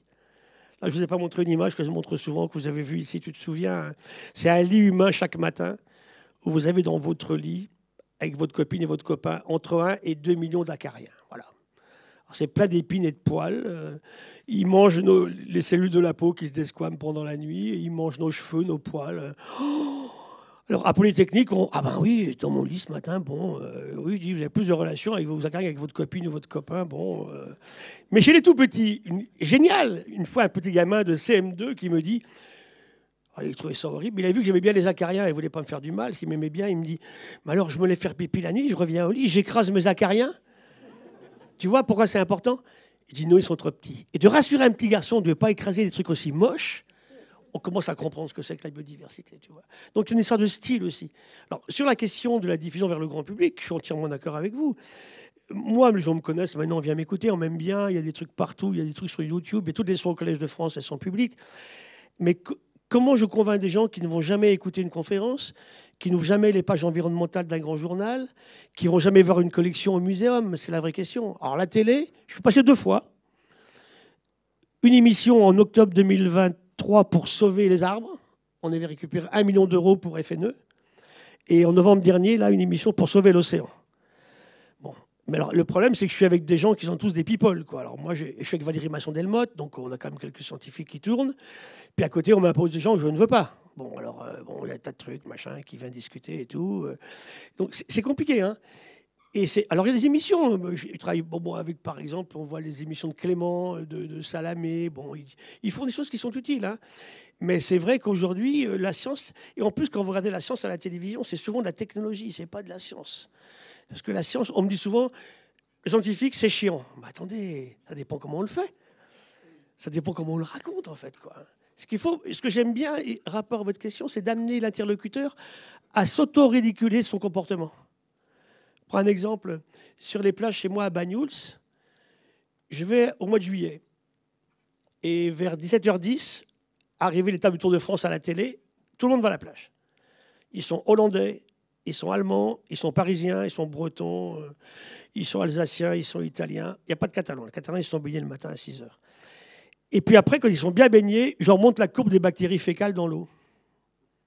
Ils sont au pire pic de bactéries. Alors, je dis, ça fait 2 ans que vous économisez pour payer un Airbnb à Banyuls, c'est cher l'été, hein, pour aller vous baigner au pire des moments. Les 2 seuls qui se frottent les mains, c'est le dermatologue et le gynécologue, c'est tout. Hein. Et ben ça, on ne peut pas s'appeler sapiens avec des comportements comme ça. Et c'est vrai que, évidemment, le pouvoir épurateur de l'eau de mer, il est très bon. Pendant la nuit, l'eau de mer épure bien. Hein. La résilience, on me dit, le milieu résilient, mais on ne peut pas résilier si on est mort. C'est ce que je dis tout le temps. Donc, il faut déjà ne pas détruire, en fait. C'est super important.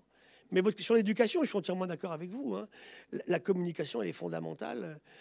Alors, j'ai fait quelques TikTok. Alors, c'est la gloire avec mes petites filles de 8 ans. Ton papy sur TikTok, oh là là, c'est mieux que publié dans Nature, finalement. Hein. Donc, vous voyez que, finalement, on a tout ce système, mais on peut dire en 3 minutes, tout à l'heure, j'ai fait un petit truc, pourquoi il faut sauver le vivant. Donc, il faut qu'on participe tous à ça, je crois. C'est vraiment important. Et moi, je donne beaucoup de grâce. Je travaille beaucoup avec la PBG, hein, l'association des professeurs de biologie, de géologie. Là. Je suis dans 2 lycées à Limoges la semaine dernière. La semaine d'avant, j'étais à Perpignan, 2 autres lycées. J'ai les prépas agro-véto, j'ai les 3e, les premières, les terminales. Il faut que ça passe, quoi. Et ce qu'il faut, c'est booster les gamins, surtout les filles. Hein. Aujourd'hui, je vis très mal le fait que les filles ne font plus d'études de mathématiques. Hein. Vous savez, en médecine, aujourd'hui, je dois être le seul prof à enseigner un peu partout. J'ai 3/4 de jeunes femmes. École Veto, 80% de filles. Il n'y a plus de garçons. Le concours est trop dur pour les garçons. AgroParisTech, 70% de filles.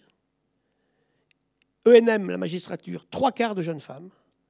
Mais à l'ENSTA, à l'école des mines, à Centrale Supélec ou à l'X, j'ai 16%, ou à l'ENAC, 16% de femmes. Mais ça ne bouge pas depuis 10 ans.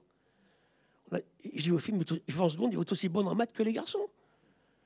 Alors je les booste, j'ai un peu de persuasion, vous avez vu quand même, je les booste. Hein. Et arrivé une semaine après, ma mère m'a dit que ce n'était pas pour moi. Voilà. En 2024. Oh, oui. Mais vous savez, les femmes participent aussi à tout ça. Hein. Qui est-ce qui excise les petites filles en Afrique? C'est des femmes. Donc vous voyez que c'est quand même terrible, ces histoires-là. Hein. Est-ce que vous ne pensez pas que c'est plutôt une autre lecture qu'il faudrait avoir, c'est-à-dire que les hommes, les garçons, sont moins sensibles aux vivants et donc ils vont moins vers des études naturalistes. C'est très juste. C'est très juste. C'est très juste. Et surtout le care. Hein.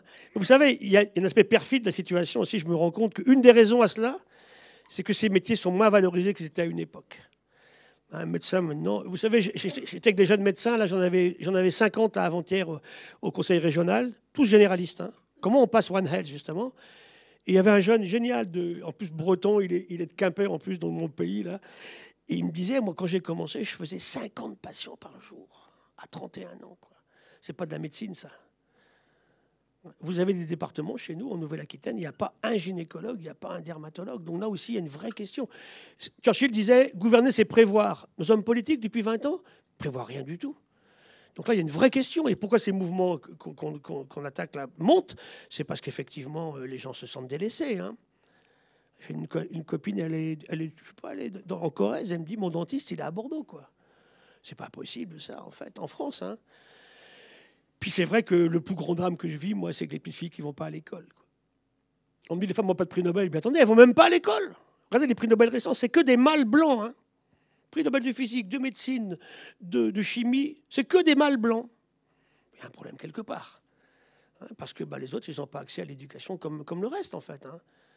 Rappelez-vous ce truc terrible, vous vous rappelez, ils avaient publié, ça devait être en 1943, une photo des savants atomistes qui mettaient au point la bombe atomique. Einstein s'était retiré, Oppenheimer, vous avez vu le film, on continue à travailler là-dessus. Et il y avait une douzaine de chercheurs en blouse blanche, une femme. Double peine, elle était noire. Elle était noire et femme. Catastrophe. Hein. Il y avait le nom de tous sur la photo, sauf le sien. On l'a recherché, on l'a retrouvé. Et puis ça passait, quoi. C'est pas possible. Vous me direz, les femmes ne votaient pas en France en 1947. Hein. Comment les mâles de l'époque trouvaient que leurs femmes, leurs filles, leurs copines, tout ce que vous voulez, leurs maîtresses, leurs amantes, ne votaient pas, elles n'existaient pas. Donc là, et moi, je suis dramatisé pour voir ce qui se passe en ce moment en Afghanistan, effectivement, en Iran. Quand je parle de l'eau, je montre ces gamines qui vont chercher de l'eau en Afrique, 25 km du village. Collecting water. Et quand elles font ça, elles ne vont pas à l'école. L'eau est de plus en plus souillée, de plus en plus lointaine. Elles ne sont jamais propriétaires des terrains sur lesquels elles travaillent. Elles n'ont aucune rémunération pour faire ça. Et elles font des mauvaises rencontres en route. Ça, c'est de l'écologie de terrain. Hein. C'est bien plus important que de ramener des ours dans les Pyrénées, pour moi. C'est là que le mouvement écologiste se plante. Hein. Les vraies questions, elles sont là. C'est tellement... On se trompe. Je me suis accroché récemment sur la tauromachie. Pour moi, c'est une horreur, la tauromachie. Hein. C'est macho. Le pauvre taureau, il n'a aucune chance, de toute façon. On lui coupe les jambes, on le pique de partout. Mais ce n'est pas une question d'écologie. Il tue 62 taureaux par an, on en mange 11 millions. C'est là que les combats actuels de l'écologie politique, ils ne collent pas. Il faut vraiment se mettre sur les vraies questions essentielles. Alors, ça, c'est une question, bien sûr, les pesticides qu'on évoque, la chimie de synthèse, bien sûr. Hein. Et c'est pour ça qu'il faut démarrer tout petit. Hein. Il y a un joli groupe, allez voir sur un truc qui s'appelle Water Family au Pays Basque, ce n'est pas un nom très basque, hein, du flocon à la vague, qui est soutenu par Lisa Razou, le footballeur, et par les frères Crépel. Et eux, ils enseignent dans les écoles maternelles la défense du vivant. Très bien ce qu'ils font, très très chouette. Ils vont dans toutes les écoles, un peu partout. Bonsoir, merci, bravo. Une question, donc, le mouvement des décroissants dit que pour s'en sortir, il faut décroître, il faut que décroissent les extractions, les productions, la consommation. Oui. Par ailleurs, on sait que la démographie mondiale galope et toutes ces nouvelles personnes qui naissent, qui vont naître, qui vont grandir, auront besoin de s'équiper en lunettes, en lave-linge, en habitation, etc. Alors, ma question est, selon vous, imaginons les pratiques, la recherche et la mise en œuvre du biomimétisme bien développée. Est-ce que ça peut nous éviter d'avoir à décroître? Est-ce que ça peut compenser ces besoins en équipement que va réclamer cette nouvelle démographie? Ou bien est-ce qu'il faut décroître? Est-ce qu'il faut limiter la démographie et faire du biomimétisme? Pourquoi pas? Alors, moi, le mot décroissance, je ne l'utilise jamais. Parce que ça file des boutons à des gens en face que je n'ai pas envie de bloquer, déjà qui m'embêtent beaucoup déjà. Donc je ne le prononce pas, ce mot-là. Je ne dis pas que je ne pense pas au fond de moi-même. Mais je veux qu'on calcule une croissance différente. Hein, aujourd'hui, on ne peut pas aimer la croissance, ce soit effectivement un PIB qui augmente à l'infini, ça ne marche pas. Hein. Et quand on me dit il faut 3 points de PIB pour créer de l'emploi, ce n'est pas vrai. Moi, j'ai vu des paysans indiens. Mais on passera par de la polyculture, ça c'est clair. Au niveau agricole, on ne l'a pas encore dit, mais si tu veux, ça c'est essentiel pour moi. Hein. Alors, le biomimétisme, ce n'est pas la seule solution. J'en ai une parmi d'autres que je vous ai exposée ce soir. Hein. Je pourrais faire un exposé sur l'essence participative, c'est génial ça. Hein. Ou sur One Health, par exemple, une autre fois. Hein. Mais aujourd'hui, c'est clair qu'il faut aller vraiment vers beaucoup plus de sobriété. Ça veut dire que former les écoles d'ingénieurs à la sobriété, ça c'est un de mes boulots. J'étais à l'IX il y a quelque temps et il y avait un général. Bon, il m'aimait bien, j'avais fait une conf sympa. Et il me dit, je vais vous dire, il avait fait l'X en 75. Il me dit, à l'époque, on n'avait pas 1 heure d'enseignement à l'école polytechnique sur l'environnement. Tu te rends compte un peu? Il me dit, et on a inventé des moteurs thermiques de camions qui consommaient 1 litre de kérosène au kilomètre. Voilà. Ça, je suis désolé, on ne peut pas permettre ça, tu vois. Donc, il y a vraiment là un effort énorme à faire dans la formation des ingénieurs, la sobriété. Mais ce qui me donne un peu d'espoir, c'est que quand je vais maintenant à Centrale Supélec, je dirais que 80% des sujets sont liés à des nouveaux matériaux issus effectivement de choses beaucoup plus sobres. Bon, sur la démographie, alors là pour un écologue, si tu veux, pour moi c'est un des gros échecs de l'humanité. Hein. 1941, 2 milliards d'humains. Octobre 2022, 8 milliards d'humains. On va aller à 9 ou 10. Par contre, ça ne va pas continuer à augmenter beaucoup encore. On est vers un aplatissement un petit peu. Même les femmes indiennes, tu vois, elles étaient à 3-4, là elles sont à 2,1. Elles sont à peine au-dessus des Françaises. Donc ça baisse, mais n'empêche que quand je prends toutes les femmes en âge d'enfanter, tout maintenant vous avez vu ce qui se passe, elles font des bébés beaucoup plus jeunes. Hein. Je travaille beaucoup là-dessus en ce moment au CHU à Bordeaux, et j'ai une cas d'une petite fille récemment, 6 ans, hein. Elle est réglée.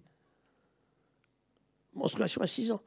Moi, mes sœurs, c'était 13-14. Maintenant, en France, c'est plutôt 10-11 ans, hein, les premières menstruations chez les jeunes filles. On est bourré d'œstrogènes partout. Hein. Aux Jeux Olympiques, là, par exemple, tu vois, on va revenir à de la chimie. Nous, au muséum, on avait montré il y a 20 ans qu'il y avait 6 espèces de poissons sauvages qui remontaient du Havre au Trocadéro à Paris. La Seine était polluée. Il y en a une trentaine aujourd'hui. Donc on a dépollué. Oui, mais on m'amène une petite plie, un petit poisson. Et elle avait un testicule et un ovaire, tu vois.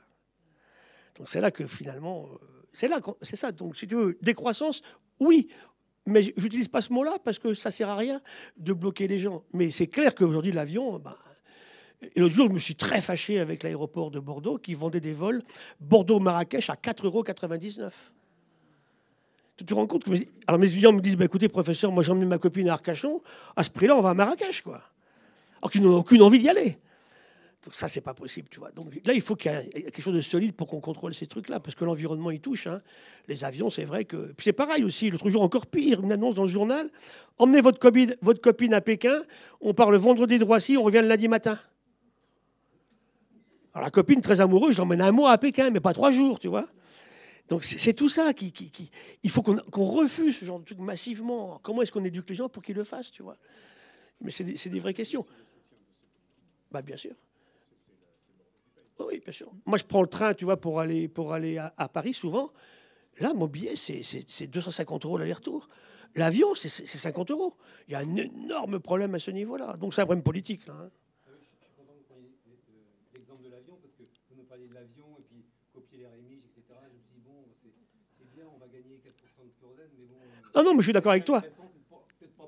Non, je suis entièrement d'accord. Si tu veux, oui, je ne suis pas un défenseur de l'aéronautique. Je dis simplement, si tu veux, que si on fait des avions, il faut qu'ils soient beaucoup, beaucoup plus vertueux que ce qu'on fait. Et aujourd'hui, ce qu'il faut, c'est que les ailes se déforment, bien sûr, pas que le bout de l'aile. Hein. Mais parce que si on veut garder la Nouvelle-Calédonie, si tu veux, et la Martinique, il faut bien avoir des avions. Mais par contre, il faut qu'on en prenne considérablement moins. Je suis d'accord avec toi. Je vais te donner un dernier détail. Il y a quelque temps, là, on me dit, professeur, on me propose soit Notre-Dame-des-Landes, toi, comme bâton merdeux un peu, j'ai refusé ce truc-là. Hein. Soit c'était les assises du transport aérien. Alors, je suis allé avec un climatologue qui était Hervé Le Treut.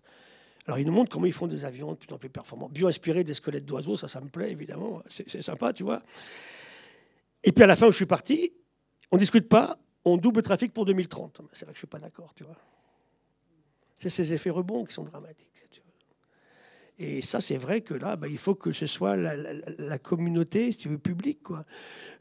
Je ne peux pas dire aujourd'hui aux gamins, ne prenez jamais l'avion. Moi, je l'ai pris beaucoup. Tu sais, moi, je suis pas d'une génération dramatique, hein. Moi, dans les années 70, on prenait l'avion 3 jours pour aller à Nouméa, quoi. C'est fini, ça, maintenant, heureusement. Beaucoup de chercheurs se sont rendus compte que c'est pas possible, tu vois. Hein. Mais c'est vrai que là, alors c'est facile. Il va y avoir tous Bertrand, je m'engueule avec lui, parce que lui, il dit prenez plus jamais l'avion. Il a passé sa vie en hélicoptère à faire des photos à 800 € de l'heure d'hélico, quoi. Donc que les jeunes aient envie d'aller faire un tour un jour en Australie, moi je pense que je vais aider. Ma petite fille, elle est au Chili en ce moment, là, mais c'est une fois tous les 2 ans, quoi, tu vois, c'est ça.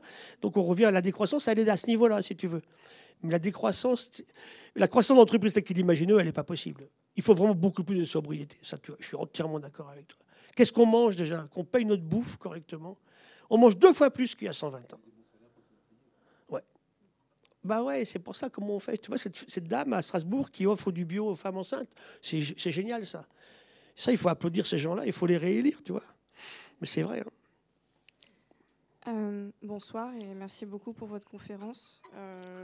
Même remarque, je suis assez néophyte. Moi, je suis plus dans les sciences humaines et sociales. Oui, très bien, mais il faut de tout. Hein.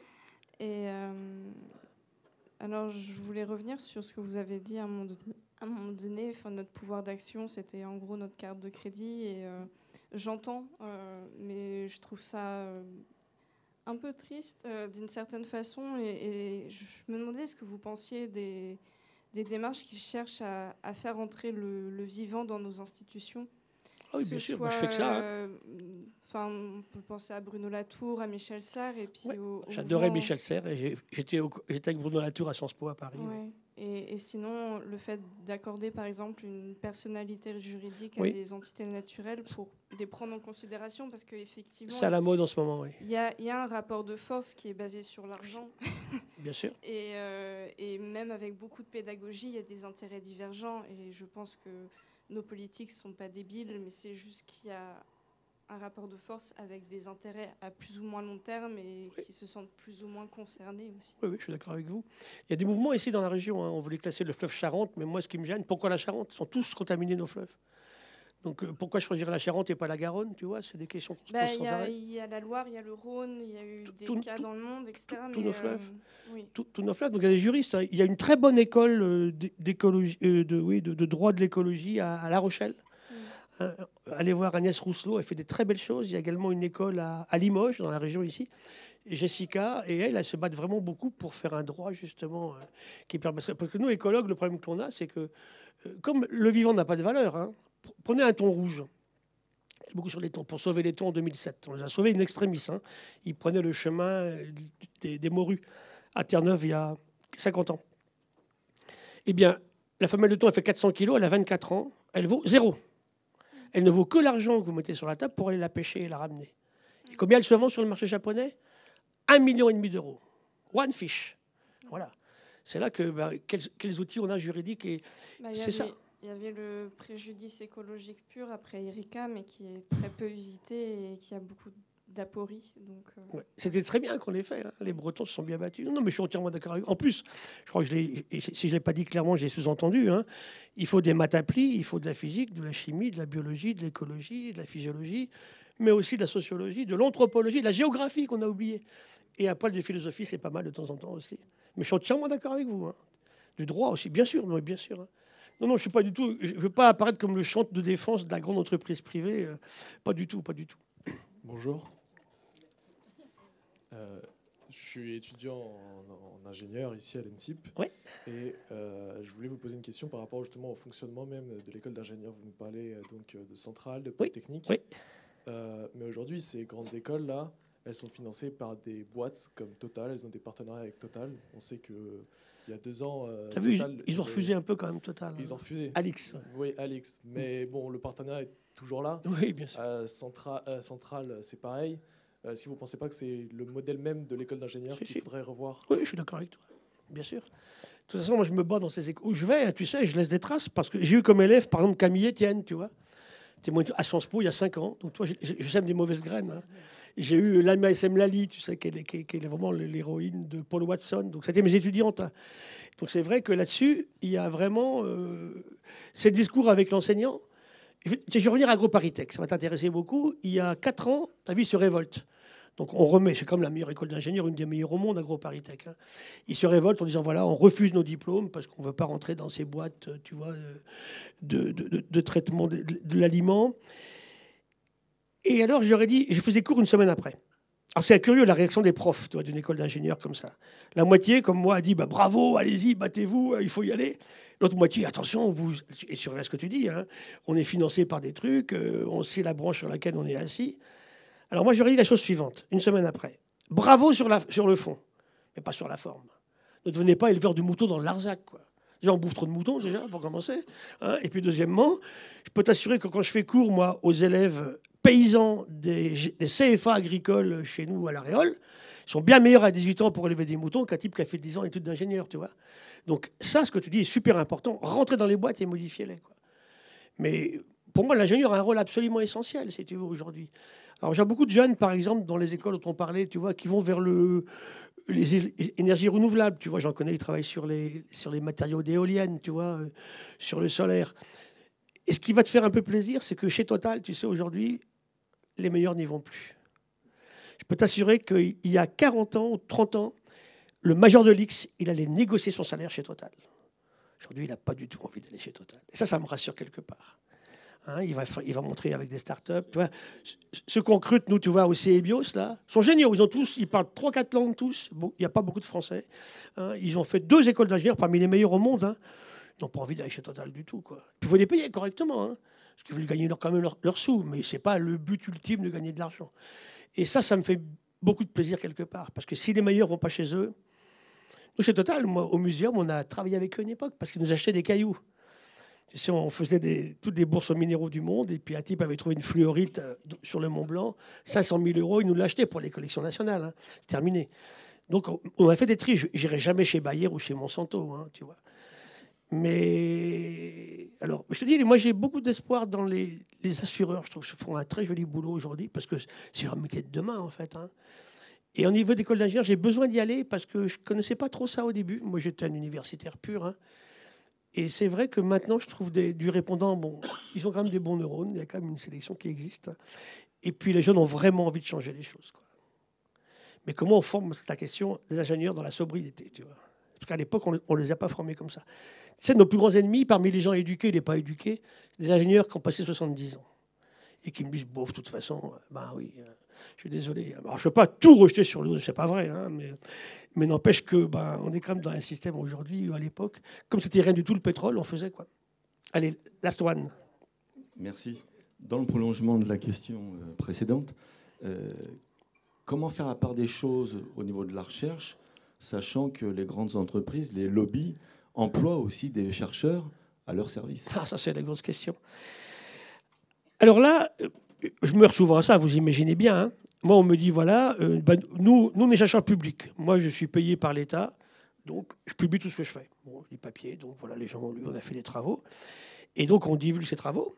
Par exemple, les amis ici de Chizé, tout près de chez vous, là, la forêt de Chizé, donc ils sont vraiment des excellents agronomes du CNRS et de l'INRA. Et donc, ils démontrent qu'on a pu faire de la production agronome dans la région excellente, sans pesticides. Hein. Et pourquoi on n'utilise pas assez ces résultats-là? Et là, on me sort un type, justement, qui travaille pour une boîte privée. Et puis, je suis désolé, quoi. D'abord, je regarde où ils ont publié, ces gens-là. Et on a eu des cas incroyables de gens qui ont été bons à une époque, ont publié, puis après, qui perdent complètement tout sens de l'expression avec, effectivement, des financements particuliers. Ça existe, il faut bien le savoir. Hein.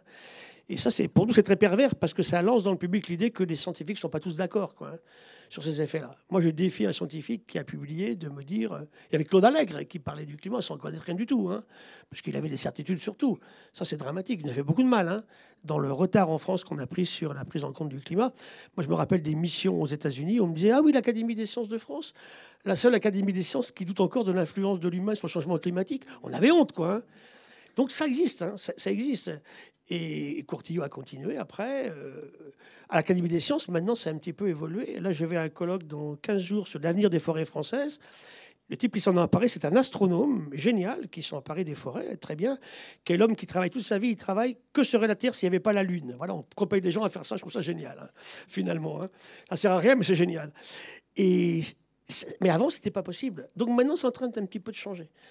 Comment une novice peut faire la part des choses, justement. Ah oui. Vous êtes un professionnel, donc oui. Vous savez reconnaître le type de publication, l'auteur. Oui, bon, on en connaît. Oui, lisez une revue qui s'appelle The Conversation, hein, qu'on a créée il y a 20 ans. C'est une revue tueuse de fake news.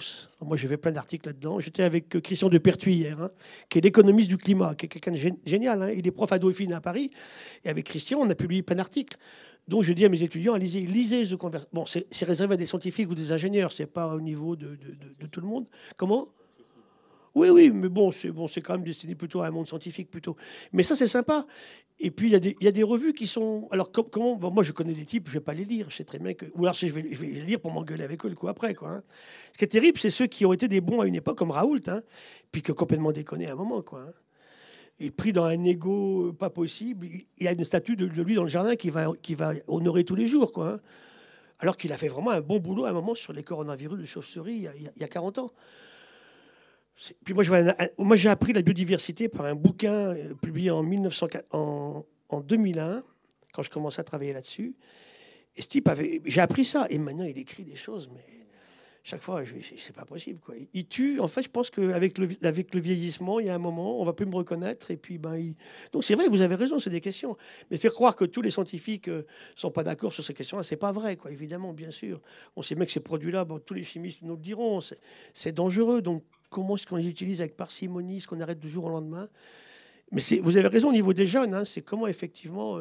Moi, à ton âge, tu sais, je prenais un papier scientifique, c'était vrai. Maintenant, tu fais climate change sur Internet et 3 premiers sites sont climato-sceptiques, quoi. Ils payent pour être plus visibles que d'autres. Hein. Quand on voit Trump, ce qui se passe, et Musk aujourd'hui, vous avez vu maintenant, c'est Zelensky qui a déclaré la guerre à la Russie, donc il faut quand même le faire, quoi. Hein. Ça, c'est terrible, hein, c'est terrible. Et je comprends, moi, c'est pas qu'il faut vous battre. Hein. Vous laissez pas faire, surtout les filles, hein, vous laissez pas faire, là. Bon, on va conclure sur cette belle phrase. Merci encore, merci à vous.